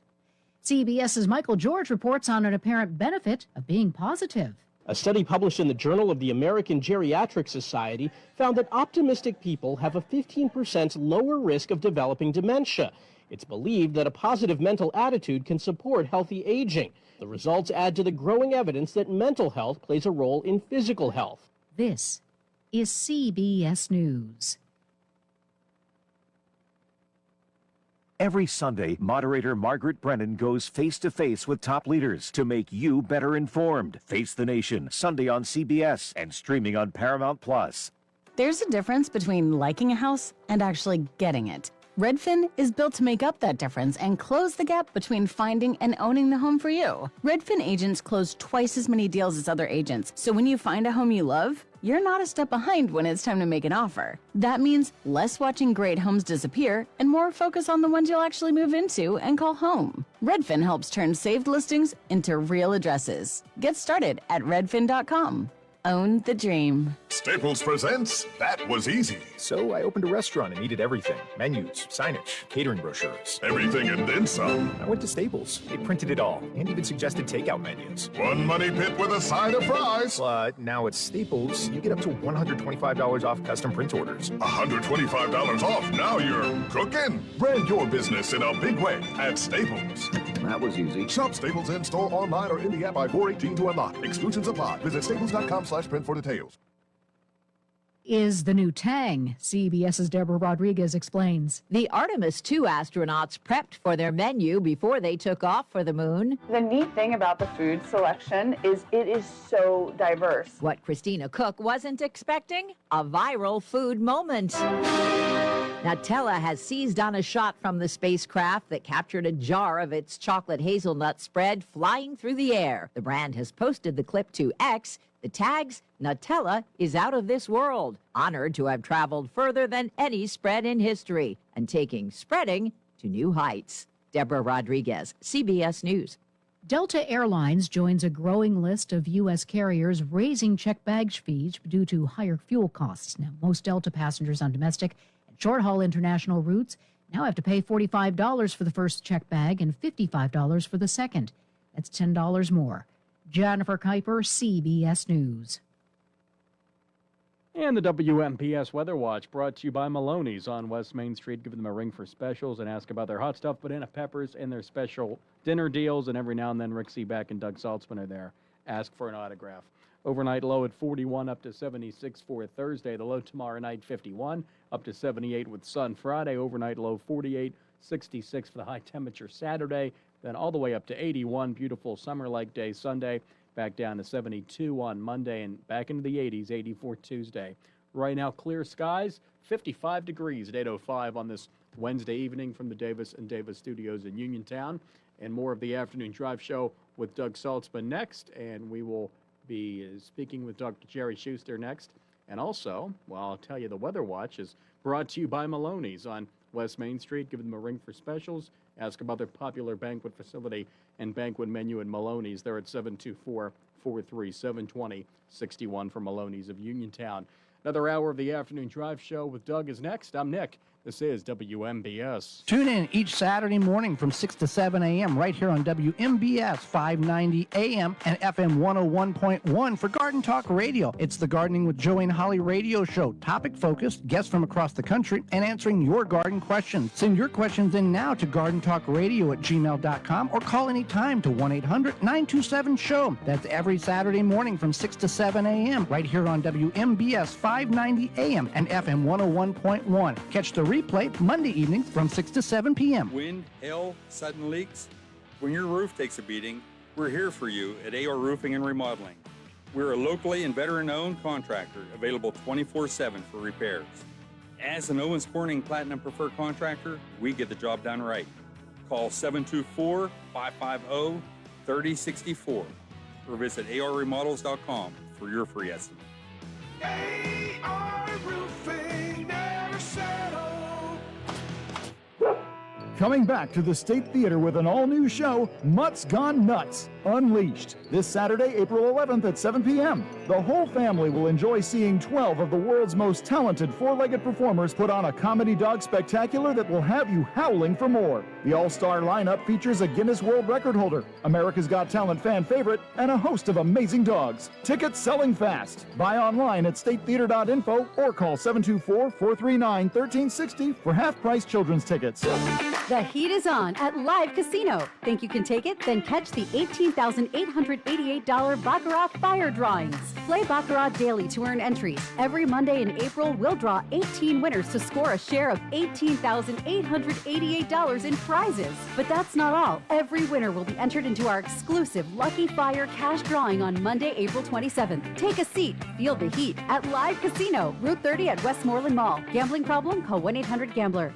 With owner-builder financing offered by CFS Bank, turn your dreams into reality and build the home that you've been waiting for. Acting as your own general contractor, the possibilities are endless, and your personal involvement in the construction of your new home is unlimited. Build more for less and save money on the cost to build with single one-time closing, monthly interest-only payments, and personalized customer service. Their experts will guide you every step of the way. Stop by CFS Bank branch or visit cfsbank.com. Member FDIC, equal housing lender. CFS Bank, let's do it together. There are over $5.8 million in $100 prizes in the new $100 blowout scratch-off game from the Pennsylvania Lottery. And we at WMBS want to give you a chance to get your hands on some of it.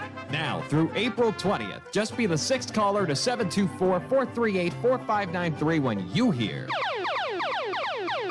And you'll win 6 of those $5 tickets. What would you do with an extra $100 today? Benefits older Pennsylvanians every day. Must be 18 or older to play. Please play responsibly. CareerLink is your one-stop resource for employment and training-related services. Visit CareerLink and you'll have access to many programs and agencies for assistance with economic, educational, and job-related needs. For more information on all the programs available to you, contact CareerLink at 724-434-JOBS. That's 724-434-JOBS. This is a Radio PA news update. Charges are being filed against a West Virginia man accused of burglarizing a Westmoreland County church. According to prosecutors, Randy Richter was one of 2 men who forced their way into the Holy Family Catholic Church in West Newton in January of 2023 and caused damage inside. Richter is charged with burglary and vandalism. The Philadelphia Parking Authority has officially gone digital with its visitor parking pass system. As of January, the PPA no longer issues physical temporary residential permits or day pass books. Everything is now handled through the agency's online portal, and residents must register as guest vehicles license plates at the time of the purchase. Each digital pass must also designate the specific day it will be used, unlike the old physical passes that could be bought ahead of time and used whenever needed. First-time users have to register a permit account and wait for approval, which the PPA recommends doing at least a day in advance. Any physical passes purchased before January 1st will expire 1 year from their original purchase date. The recruitment window is open for anyone interested in becoming an officer with the Pennsylvania State Police. Applications are being accepted from now until May 29th. For more information, log on to patrooper.com. Organizers believe that this year's Pittsburgh Marathon will be the largest one ever. Over 50,000 people are expected to participate in various activities planned over the marathon weekend, May 2nd and 3rd. Philadelphia Phillies pitcher Zach Wheeler is set to make yet another rehab start tonight as he continues to work his way back to the majors after thoracic outlet surgery. According to the Morning Call, Wheeler is expected to throw around 60 pitches and get through at least 4 innings when he takes the mound for the AAA affiliate Lehigh Valley Iron Pigs. Wheeler has worked through 3 innings in each of his first 2 appearances. First pitch tonight is set for just after 6:30 at Coca-Cola Park. I'm Juan Arango, and you're up to date with Radio PA.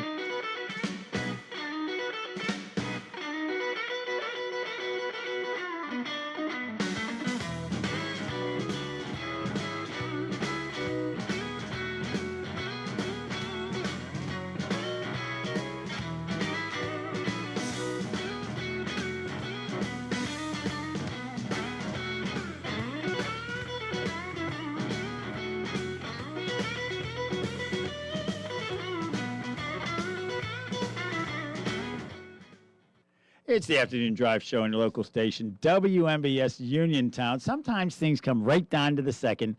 I realized a moment ago I forgot to give Nick the number for our next guest. Just a minor thing. And I gave the wrong number to him, and by the time I got done saying it to him off the air, the music stopped. I spoke. Absolutely, but no numbers were given on the air. We're No, not giving no. anyone's personal information on the air. We don't give it on Unless the you air. want us to. Once in a while, if people who've listened to the show over the years know that once in a while we have a glitch trying to get one number from me to Nick. Or I quit writing them down because nobody could read my writing. Right. Our favorite, though, we were calling the director of Falling Water. Oh, this is great. And now she lives somewhere in Fayette County. She's now retired. And somehow we had one number wrong. Mm-hmm. And it was literally her next-door neighbor. Her next-door neighbor. So she went over, asked for a cup of sugar, said Doug Saltzman's trying to call which was you. like, he said, I said, can you yell out your window? And he said, well, she's like a quarter mile away. It's not going to work. That's great. He Literally said, your next but door I neighbor. know the number. Let me give it to you. Yeah, that It was was one sort of digit funny. off, One digit yeah. off. Amazing. Exactly. I want to thank Steve Blass for joining us, talking about Hammer and Hank. Oh, what great story Steve has. Oh, my And he faced him his rookie year, his first game. His did first he say? game, he pitched against Hank Aaron. Hank Aaron. Yeah. That's amazing. What a start to the big leagues. And he Yeah. was very eloquent or very demonstrative about describing it. And he literally wet himself. Maybe he didn't literally. Well, but he talked about he peed himself batting against, who was it? Nolan Ryan. Nolan Ryan. Can you imagine how hard that guy threw? He was throwing no-hitters in his mid-40s. He was a Right. legend. But he had 7 no-hitters, if I have Yes, that he right. did. And there was Never a perfect game, game. he was He was- 42, and the batter was 22, and the batter thought he was throwing at him, and he ran at the Oh, pitch. yeah, Robin Ventura for the White Sox. Was that who was? And Sad, I know that. And Ryan put him in a headlock. He did. And I remember Steigerwald on Channel 2 said, watch this. He said, You've seen him throw no-hitters. How about a 14-hitter? He punched this guy in the head 14 times. That's great. Because he put him in a headlock. Imagine how strong his arms were. Oh, my He God. wasn't moving, and he punched the guy in the head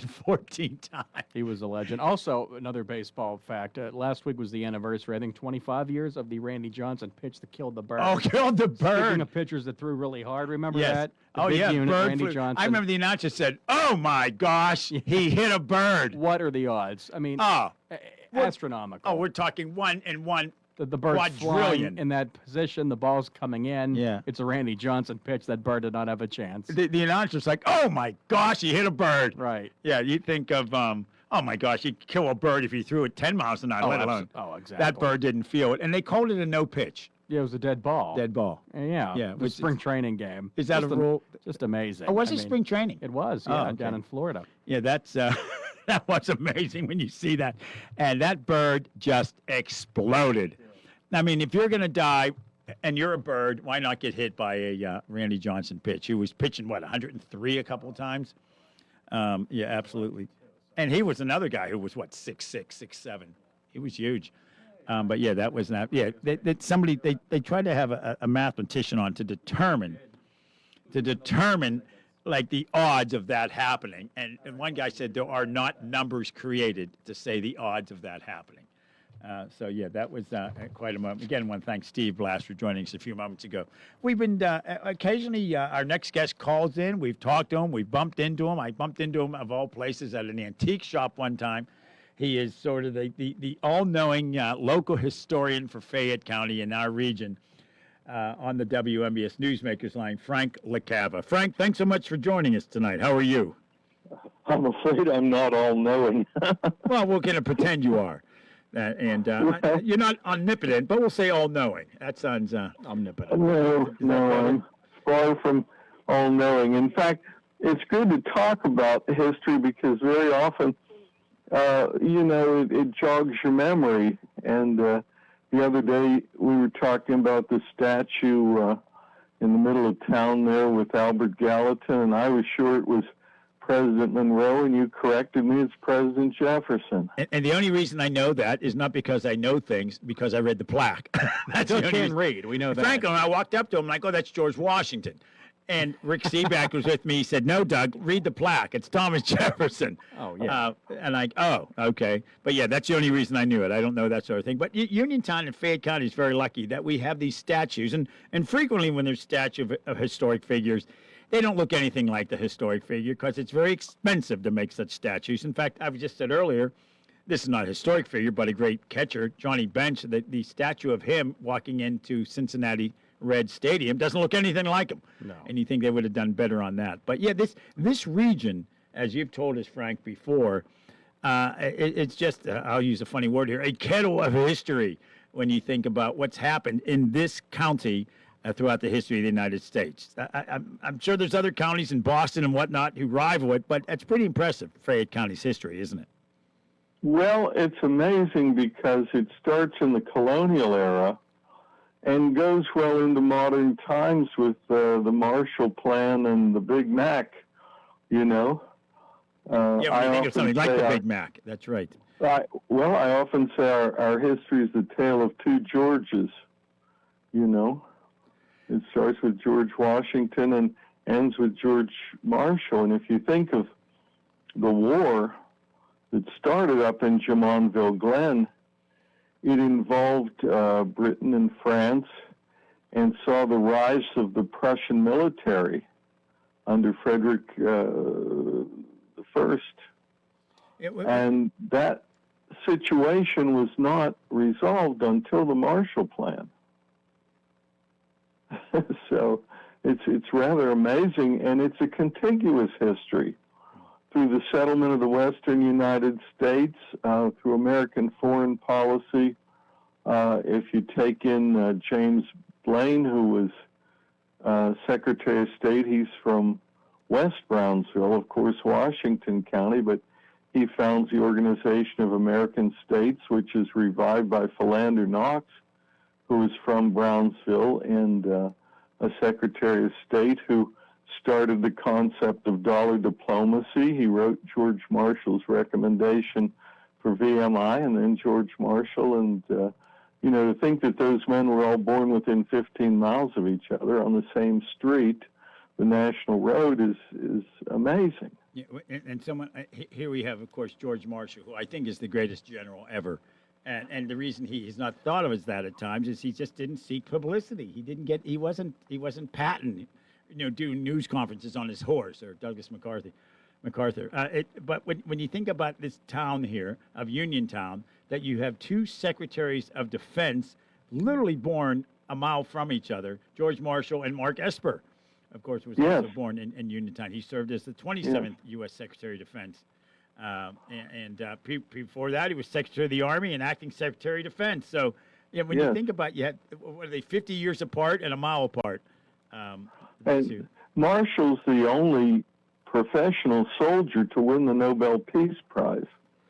Right. It's when you think, you know, which is another amazing feat. And he determined policy in China. You know, he became our special ambassador there. He's now criticized for underestimating the strength of Chiang Kai-shek and telling Truman to basically pull out. The communists are going to overwhelm us. And he was right about Chiang being as corrupt as he was. But yeah, it's an amazing history. Yeah, just from this county, and I always say, and I'm not from Fayette County. I spent half my life here. Either work as a child, we used to camp here all the time. I whitewater raft, you name it. And I feel bad sometimes that Fayette County folks don't have a better opinion of this county. And when you think about what's available here, counties would kill to have our state parks, our state game lands, the mountains. You know, I was one day up, there's the Target store up on top of the hill there, and there was a dollar store next to it. And I'm looking at that window, and you look out over the hills there. And I told the cashier, I said, this is an incredible view you have at work every day. And she said, I love it. She said, look at this. This is a view that a CEO of a company would spend millions of dollars to redo his office so he could see these mountains. And, have you ever watched sunsets from the Uniontown Shopping Center? Oh, absolutely amazing. Yeah. They're incredible. And I'm so sorry the car shows are now out at the AMVETS in Hopwood, because you would at times have amazing sunsets just as the show was breaking up. You know, I used to love to attend those. You know, Arnie Amber, of course, has really made that a local institution. We were talking with Frank LeCav, a local historian here in Fayette County, and last night, of course, we had on Rick Seaback, who has a new show coming out about how it's great to live in Pittsburgh, lucky to live in Pittsburgh, it's called. And, of course, when he uses the term Pittsburgh, he means all of southwestern Pennsylvania. And the good part of that show, which will be rebroadcast Sunday evening, April 11th at 6:30 p.m., you can check it out on YouTube, talks about Alec Albert Gallatin's home, Friendship Hill, talking about General Lafayette. And a good part of that new show is about Fayette County. And Rick makes a point to come down here regularly. Every 4th of July, he's in studio. He was in studio yesterday. We had dinner at Maloney's. Multiple people came up, wanted to say hello to him. It gives you an idea of this region and what's available. And if anybody's ever not been to Five Corners and the great displays there for George Marshall, you need to. And that wasn't a local person who paid for that. That's European countries realized what Marshall did for them following World War II, and they are the ones that put in that incredible display there in downtown Uniontown. It really is impressive. There aren't many displays like that about local folks, at least none that I know of, and I think I've been to most historic sites there are in this corner of the state. It's an impressive presentation, is it not, in your opinion, Frank? Well, it does get your attention. Sadly, there's not much in town in that area from the day of Marshall. There's one little building there that was for years Burnworth Glass and is now Pepperberry, which I guess is kind of a shop for decor. Of course, Marshall's home was torn down, and the VFW is near the site. Right. It's on. But that area flooded quite a bit, and so it was raised. Marshall said, "My boyhood is 20 feet under 20 feet of fill." Right.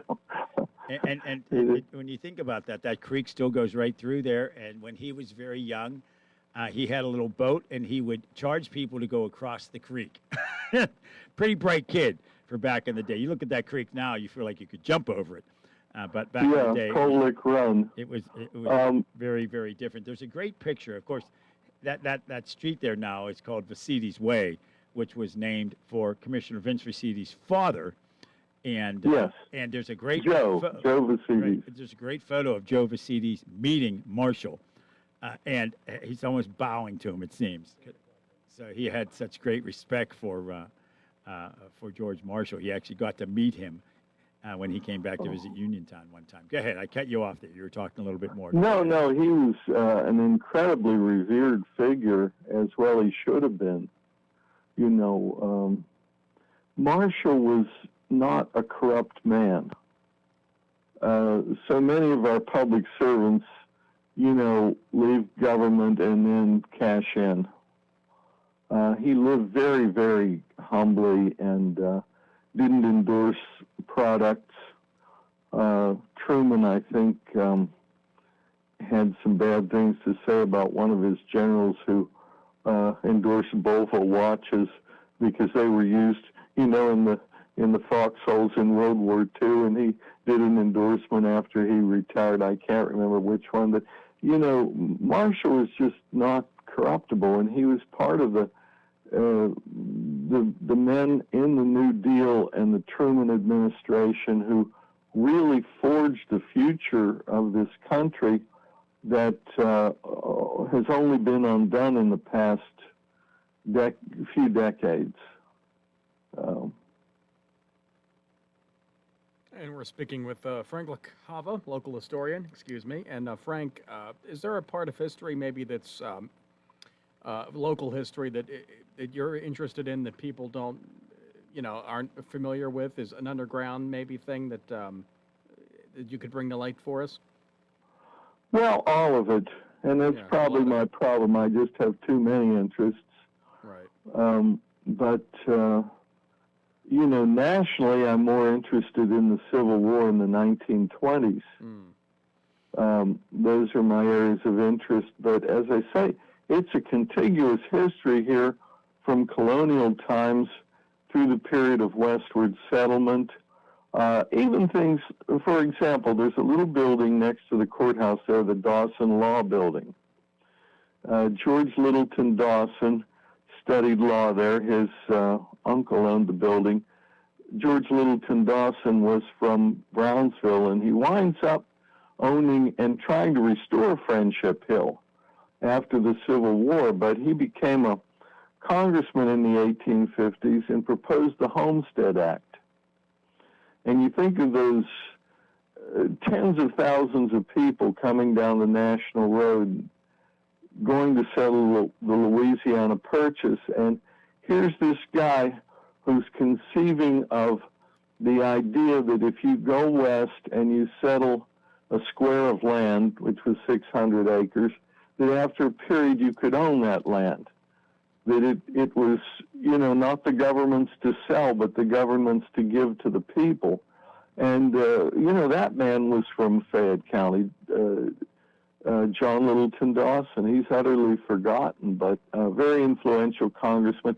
The Homestead Act was cobbled in with the Morrell Land Grant Act in 1862 that opened up the West to the railroads and, westward settlement through that, and endowed the land-grant colleges as well, created WVU, for example, in the then new state of West Virginia.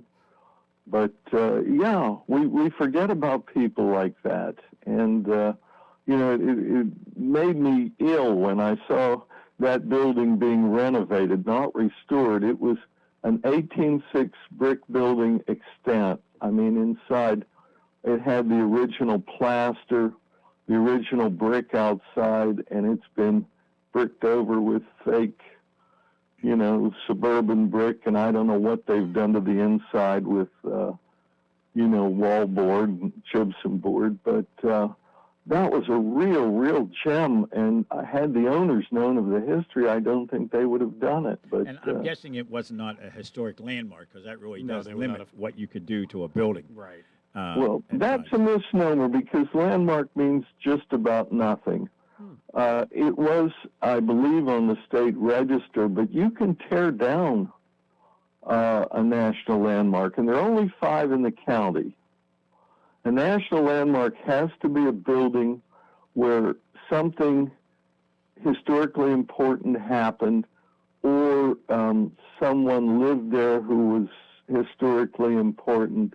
The Meeson House is one, which is near Connellsville.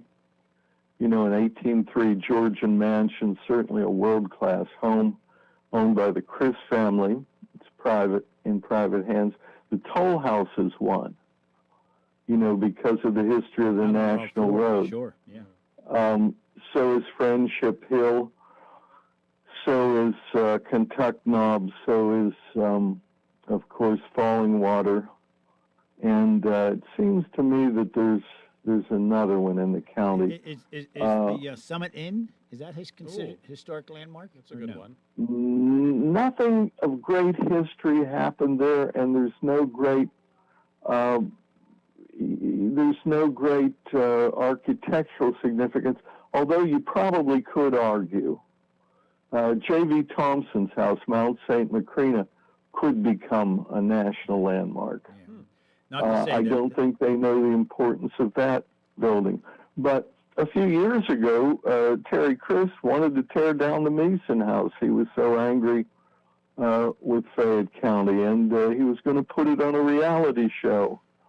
And the only thing that stopped him was the fact that he had been given a state grant to restore the building, and the state said, you'll have to repay the grant if you want to do that. He didn't want to come up with the money to tear it down. So, not to say that the Meeson House is a great place, too. We should point it's that wonderful. out. Great food, great views. Yeah, incredible view up there. Vistas, if you will. Talking with Frank LaCava, local historian. Frank, extraordinaire, he wanted to add. Extraordinaire? We put that in there. Local historian extraordinaire. Exactly. Frank. Oh, I wouldn't say that. Well, that's hey, we like to build people up. That's what the script said, Frank. Yeah, we read the script. That's right. At least Checks in the mail. The one we wrote.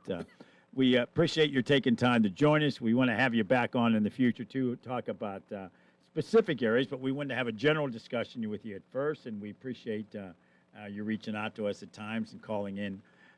You've filled, at times when we haven't had a guest, you've called in, you've helped us out here on the show.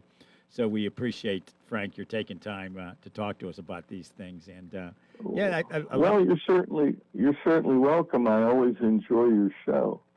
Thanks so much. Thank you, Frank. That's right. Frank, Good we'll be man. back in touch. You have a good evening. Thanks so much. You all as well. Bye-bye. Thank you, sir. Good stuff. We're going to take a break here. When we come back, after a few moments, we're going to check in with Dr. Jerry Schuster. He is at the University of Pittsburgh. He's a professor of presidential rhetoric. Rhetoric, it does not mean negative. Something says, oh, that's just rhetoric. It's just the way a president talks. And this current president says some things. He emails some things. He puts things on social media that are head scratchers. That's an understatement. Yeah, and calling for the end of civilization as of 8 p.m. last night. Did he mention Allah in his Easter message? Yes, that deadline's now been pushed back, or at least there's been a ceasefire for 2 weeks. Yeah, it's very interesting, to say the least.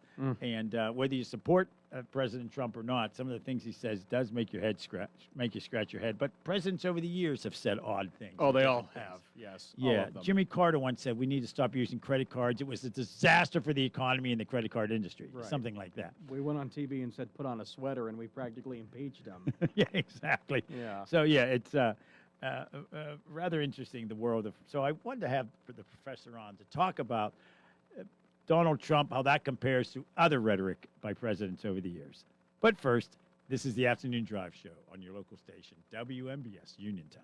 This is attorney Michael Mays of the Davis & Davis Law Firm. We have been helping injured people just like you recover millions of dollars for over 45 years. If you're hurt or injured, I want to meet you and make sure you get the money that you deserve. Call me at 724-437-2799 for your free consultation. The Davis & Davis Law Firm has been protecting our neighbors in Greene and Fayette counties for over 45 years. Go to davisanddavislaw.com or call 724-437-2799 for your free consultation. Join WMBS Saturday mornings at 8:15 a.m. for the Master Gardener Show with Bert Sessler from Penn State's Master Gardener program. The weekly program will take you through the growing season, from planting your garden, preparing the soil, starting plants from seeds, through to the planting of vegetables, herbs, annuals, and perennials, to the fall harvest of vegetables. Our Master Gardener program is being brought to you each Saturday by Miller's Greenhouses and Flower Shop, Route 119, Smithfield. Route 21 Furniture, take the road to your perfect home. Sleep well tonight. Try out a new mattress from Route 21 Furniture with a large selection of mattresses, all sizes and comfort levels, with great prices, free local delivery and setup, and financing options. Route 21 Furniture. Open weekdays 9 to 5, Saturday 10 to 5, Sunday noon to 4. 724-737-2222 or Route21Furniture.com. Route 21 Furniture, take the road to your perfect home. Warm weather means you'll be spending more time outside. So enjoy your deck or patio with retractable or fixed awnings from Lifetime Awnings. Made in the USA with manufacturer and customers guarantees, Lifetime Awnings products last. Lifetime Awnings is veteran-owned and operated with a 10% discount to all military veterans and their families. Call Lifetime Awnings 724-554-6067 or email John, the owner, at lifetimeawningsusa@gmail.com. Bad hair day? Bad day at the office? Bad day behind the wheel? Hey, stuff happens, even to the best of us. At least your car insurance rate doesn't have to take a hit. Get Erie Rate Lock from Erie Insurance. Gives you a great rate that stays put until you change a car, driver, or your address. Plus, seriously good service. Now that's something to smile about. Your Erie agent in Uniontown and Ross Traver Township is Sproul's Insurance Group, 724-437-9812, or go to SproulsInsurance.com. Erie Rate Lock does not guarantee continued insurance coverage and is not available in all states. Career Link is your one-stop resource for employment and training-related services. Visit CareerLink and you'll have access to many programs and agencies for assistance with economic, educational, and job-related needs. For more information on all the programs available to you, contact CareerLink at 724-434-JOBS. That's 724-434-JOBS. Hi, everybody. This is Matt Sapienza, WMBS's Morning Man, here to remind you of the letters for this week's Name It and Claim It scrambled word game. We have lucky number 7 letters in this week's puzzle, 7, and they are as follows. U as in user, I as in interface, T as in technology, B as in board, E as in electric, R as in router, and T as in transmitter. Those letters make up one word. You must use all the letters in your answer. No proper names, please. Should you unscramble the letters into the word we're looking for and are the lucky one chosen, well, you will win for yourself a set of tickets to see Gone to Paradise at the State Theater Center for the Arts in Uniontown on Saturday, May 9th at 7 p.m. It's a Jimmy Buffett tribute band. So you want to go see that show? Here's what you got to do. Send in your answer along with your name, address, and phone number to Name It and Claim It, WMBS Radio, 44 South Mount Vernon Avenue, Uniontown, Pennsylvania, 15401. Or if you really feel like it, you can drop your answer off personally here at the WMBS Broadcast House at that very same address. Either way, make sure your cards get in by no later than this Thursday at 4 o'clock. That's April 9th. So enter as many times as you like. No purchase is necessary, because it's all from us, your local station, 590 AM, 101.1 FM, and of course on your device of choosing, WMBS Uniontown. So act now and act fast, because you very well could be the winner. Best of luck. Did you know that you have a choice for your physical therapy provider? NovaCare Rehabilitation offers same-day appointments, and oftentimes you don't need a prescription from your doctor to see us. We will make sure that you are treated as an individual and will work directly one-on-one with you to help achieve your goals. You have tried the rest, now try the best. NovaCare, Delaware Avenue in Uniontown. Phone 724-437-0556 to schedule your appointment today.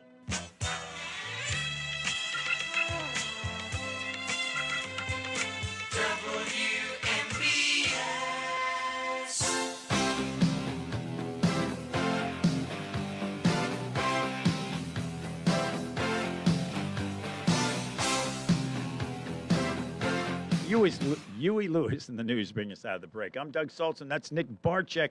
8:38 right now. Who performed at your St. Elizabeth dance, did he not? He did, sir. We found out later when we watched a beta tape. He was not Huey Lewis at the time. By the way, I mentioned a moment ago, in our Davis & Davis Attorneys at Law Studios, 50 degrees right now outside our studios. Feels like 38. The low tonight going down to 39 degrees. The high on Thursday, 70. 72 on Friday with a 50-50 chance of rain, 60 for a high on Saturday, 75 on Sunday. So we're looking at spring weather coming up. As I mentioned on shows yesterday, on the show yesterday, the comment made by President Trump online or on social media over the weekend. Social, if you will. Truth Social, is that where it was? Yes. Talking about the elimination of civilization in Iran. When somebody says something and it prompts a response from the Pope, that's significant. And that's, of course, called presidential rhetoric. And often rhetoric is confused as being, if something's rhetoric, it's always negative. That's not the case. It's like being a critic. Looking at something, doing a critique on something does not mean you're criticizing it. Those words get mixed up sometimes. So who better talk to about presidential rhetoric than our next guest, a professor of presidential rhetoric at the University of Pittsburgh, Dr. Jerry Schuster. Dr. Schuster, thank you very much for joining us tonight, sir. How are you? Yeah, it's good to be with you tonight, Doug. Thanks. Yeah, I was looking, doing some, as I always do, show prep here about comments that have been made over the years by presidents. Odd ones, strange ones, completely incorrect ones. One of my favorite here, and I wouldn't have thought someone like Abraham Lincoln would have said this. He said that his opponent's argument was, quote, thin as the homeopathic soup that was made by boiling the shadow of a pigeon that had been starved to death, end quote. Oh, honest Abe. Now, how about that for a quote? It took me a while. I had to read it twice so I could say it correctly over the air. Abe Lincoln said that, really? Yes. Wow. Richard Nixon infamously told David Frost in an interview, when the president does it, that means it's not illegal. Oh, tricky dick. Jimmy Carter said he's committed adultery in his heart many times, and he told that to Playboy magazine.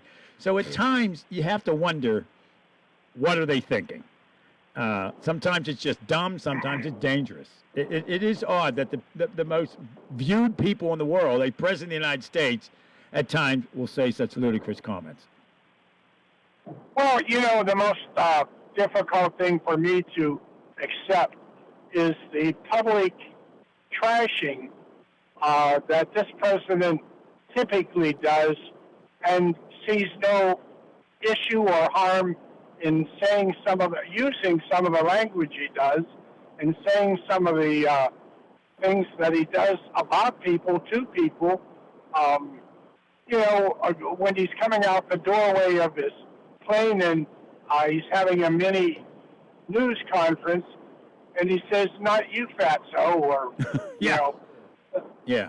And this is the man who said I could kill somebody in Times Square and get elected. And he was right. He got elected. Yeah, it just unbelievable at times. We're calling John McCain not a hero. But these types of comments come from both sides of the aisle. They come from congressmen, senators, ambassadors. Gerald Ford's quote, Lyndon Johnson, known for his crude comments, his crude behavior, said, quote, Right. I was just going to say that Johnson and Nixon both had a way of using terms and profanity at times that was unheard of at the time, but it was limited. It was nothing that, I'm keenly aware that the media did not cover them nearly as closely as our current president is covered, and not for the length of period on a continuous basis. But that said, the ability of him to do that kind of, or use that kind of language and you develop that kind of characterization of the people who don't agree with him and who offer a differing perspective, it's just unheard of. And I think young students. Nope. Sounds like we lost. Like he's driving. High school. Yeah. There he is. Yeah, we lost you for a second there. Go back. Go ahead. Oh. We got you. Go ahead. Whenever students are discussing civics or political history in, I'd say, as juniors in high school, it must be, because their parents would kill them if they said something like that in front of them or about their relatives and so on. Yeah, and you think Joe Biden, of course, really struggled at times with his speech. And at one point, when he was vice president, told Obama on a hot mic that this is a big effing deal, and he didn't say the word effing, or referred to. I know. Referred to Obama as having a big stick, and we didn't quite know what that meant. He was talking about, I think, the military capacity. Gerald Ford, at one point during the debate in 1976 with Jimmy Carter, said there is no Soviet domination of Eastern Europe. These are not stupid people for the most part, but obviously that was a misstep. And the classic Barack Obama saying he's visited 57 states, that sort of thing. But you wonder sometimes, you have to think before you speak. I worked for a political consulting firm years ago, and we would often tell our clients, there's two groups that you want to make sure are listening to your speech, your audience and yourself. You've got to be able to listen to what you're saying. Joe Biden often, when he was running for president, said, I'm proud to be a candidate for U.S. Senate when he was running for U.S. president, because he had said it so many times over the years running for U.S. Senate. But that obviously he knew he was not running for U.S. Senate, but he didn't correct it because he wasn't listening to himself. And that's a hard thing to get people to understand the importance of that. Well, you know what? One of the things that even something as basic as public speaking, and you're teaching students to have a great awareness of extemporaneous or impromptu speaking, and you say the very first rule, it's the cardinal rule, think before you respond, so that you know precisely what it is you're going to say and when you're going to say it. My mother would often say, make sure your brain is engaged before you put your mouth in gear. And my That's mom, a good way of saying. Yeah, that's it. My mom was very good. She was like Forrest Gump's mother, who had these very simple ways of saying Your mother things. was like Sally Field. Yeah, exactly. You know, life is like a box of chocolates. You never know what you're going to get. But my mom would say stuff like that. And she used to tell me, Douglas, I know you're working now for a U.S. senator. You're not the senator, she would tell me at times. I remember that. And so when you think about comments like that, Lyndon Johnson saying, Jerry Ford is so dumb that he can't fart and chew gum at the same time. I mean, this was a public comment he made about Jerry Ford. Right. Dan Quayle saying how much he loved California because he practically grew up in Phoenix. Now, of course, what he meant was, I love the West. I grew up in Phoenix, but he didn't say that. So yeah, it's at times it's a little puzzling that Andrew Johnson showed up drunk for his 1865 inauguration speech. These simple things that probably would be better left unsaid. But go ahead. I'll let you go on with more of your thoughts on the current president and some of his comments, for heaven's sakes. Well, I find it surprising still that he is able to get away with it. And even some of his own supporters, especially Fox News channels, they are really lambasting him anymore. Every time he says something, like using the four-letter word this past weekend, and and using on national media, it's like, how can you get away with that? What do you think is supposed to? People are listening to you, and you're responsible for decorum in the highest office. Oh, sounds like we lost Dr. Schuster again. Are you with us, Dr. Schuster? I know he's in a car. Yes. There we go. I'm still there. That's okay, no problem. Go right ahead. You're talking about just the impact of wording that presidents use. Andrew Jackson had great things. His only two regrets that he had not shot Henry Clay or hanged John Calhoun. Comments like that, imagine, that you would say something like that. Right. It just. But you would not say it with the public press. And remember, they didn't have TV and radio and social media to deal with. So it wasn't as instantaneous as it is today. You can't say you didn't say it whenever 100 cameras and recording devices prove that you did. Yeah. And this is in our lifetimes that the national news was 15 minutes when I was very young, and then 30 minutes of Walter Cronkite. 30 minutes. Local news. It was amazing when they went to an hour at 6 o'clock in the evening. But now you just have this 24/7 cycle, and everything that an elected official says, almost at any level, is recorded, as you just said, Dr. Schuster. As we talked to Dr. Jerry Schuster, professor of presidential rhetoric at the University of Pittsburgh. I'm looking at these lists I looked up earlier. Theodore Roosevelt said about William McKinley that he had no more backbone than a chocolate eclair. I mean, these, classic comments. Yeah, but you see, you and I could both. They may not be the nicest things or the most acceptable characterizations you could make about your opponent, but at least they're not covering aspects of their character that you would typically not do in public. Can you imagine what some of his table manners must be like? No wonder Jimmy Kimmel,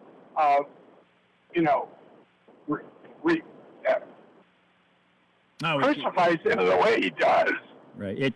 And looking more at these, Harry Truman once said that General Dwight D. Eisenhower doesn't know any more about politics than a pig knows about Sunday.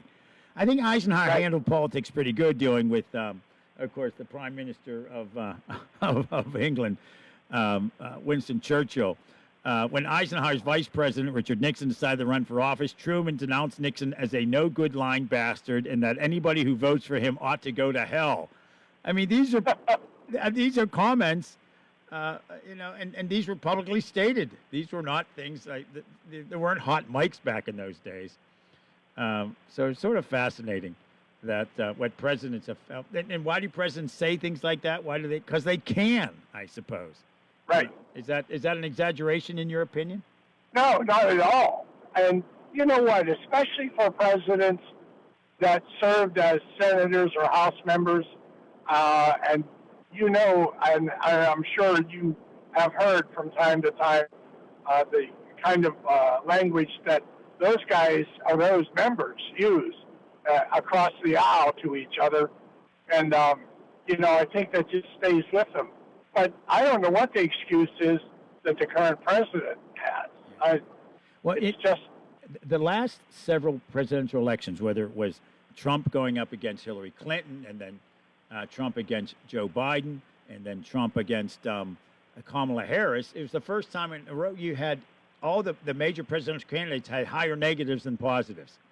That's what's so strange about these elections recently, is that none of them had a positive approval rating by the American public. Joe Biden was close when he ran against Trump, but he was still underwater, as they say it. I think of all the crudeness coming out of the White House, Lyndon Johnson's comments over the years and his behavior.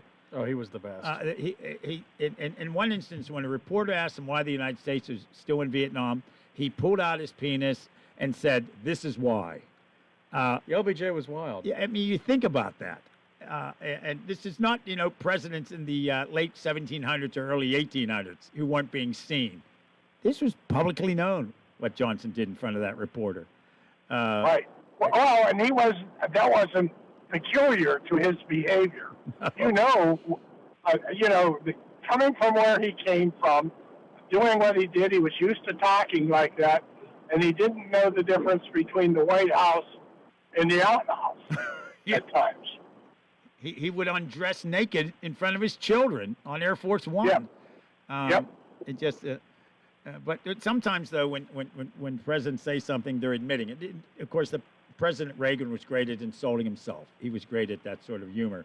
Gerald Ford once said, "I know I will go to hell because I pardoned Richard Nixon." Mm-hmm. But yeah, comments like that perhaps aren't dangerous. Other comments are. So I guess you're not, with this president, you're not running out of rhetoric to analyze, are you? No, not at all. And he it's like some of the statements that he makes that are in direct reference to his war operations and his theory of how he's going to resolve the issues. And he says things that are just so inappropriate and contradictory that people go, "Is he for real?" Yeah. I mean, he knows he can't run for re-election. So at this point, the question is, does he care? He doesn't have to worry about it.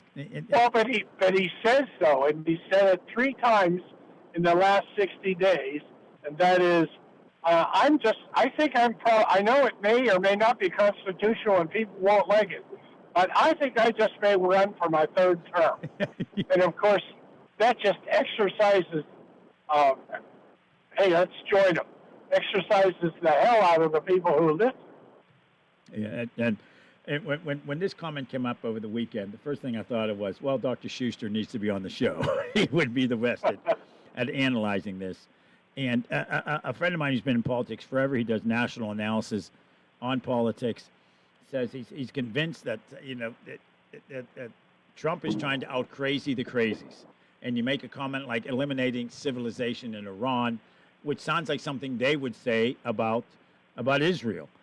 So is he trying to out crazy the crazies? Does he say he's going to take over Greenland, and then he tells his staff, "Listen, this is what I'm going to say, but you get what we really need out of this"?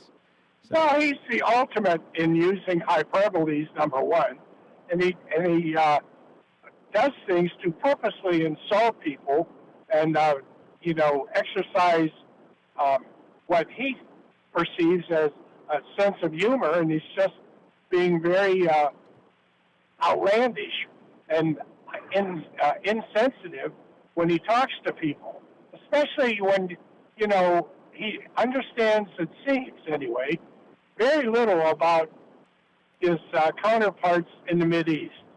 He doesn't, their method of talking, their religious background and so on, how it's so much a part of their life, and I didn't say I agreed or disagreed with it, but the mere fact that he challenges them so often in terms of how they respond to issues and their counterparts in the West is beyond me. Yeah. When you think of J.D. Vance had very, very negative things to say about President Trump and then got picked as his vice presidential candidate. Yeah. And of course he called him Little Marco Rubio, who now, of course, is his Secretary of State. So you never know. Politics, it's cliche. It's been said forever. Makes strange bedfellows, to say the very least. Dr. Schuster, thank you very much for joining us. We wish we had more time with you. We know you just taught a class and you're on your way home, so we sure do appreciate your taking time to talk to us today. Well, thank you. It's always an honor to be on your show. It really is. Well, thanks, sir. And I enjoy talking about the president because he's easy to discuss. There's hardly hardly a day goes by that you couldn't just choose 3 or 4 things that become a topic of conversation. Yeah, that's for sure. Absolutely. You have a good evening, sir. Thank you very much. You too. Thank you. Thank you. We're going to wrap up the hour. I'm Doug. That's Nick. Stick around. CareerLink is your one-stop resource for employment and training-related services. Visit CareerLink and you'll have access to many programs and agencies for assistance with economic, educational, and job-related needs. For more information on all the programs available to you, contact CareerLink at 724-434-JOBS. That's 724-434-JOBS.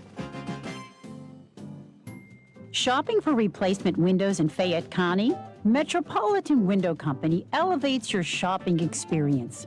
John, Maggie, and Justin Schmutzer here from Metropolitan Window Company, a family-owned and operated window and door company for over 47 years. When you choose Metropolitan Window Company, you'll experience personalized knowledge, expertise, and professionalism from our first visit to your home until our craftsmen complete your installation. We're the window company that people want in their homes, and our exclusive Infinity by Marvin 100% fiberglass windows are the windows people love. They're built for life. They are the strongest, longest-lasting windows you can buy. We have a great selection of colors and finishes. We service the entire Fayette County area and will come to your home. Visit us at metropolitanwindows.com or give us a call at 412-655-8411. PA 1565.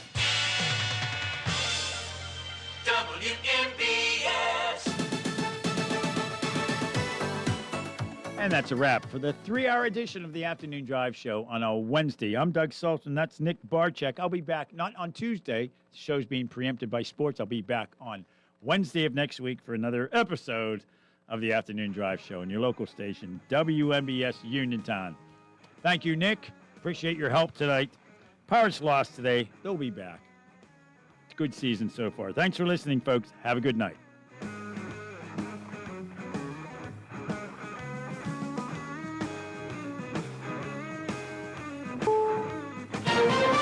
This is CBS News on the Hour, your home for original reporting. I'm Michael Toscano. Iran is accusing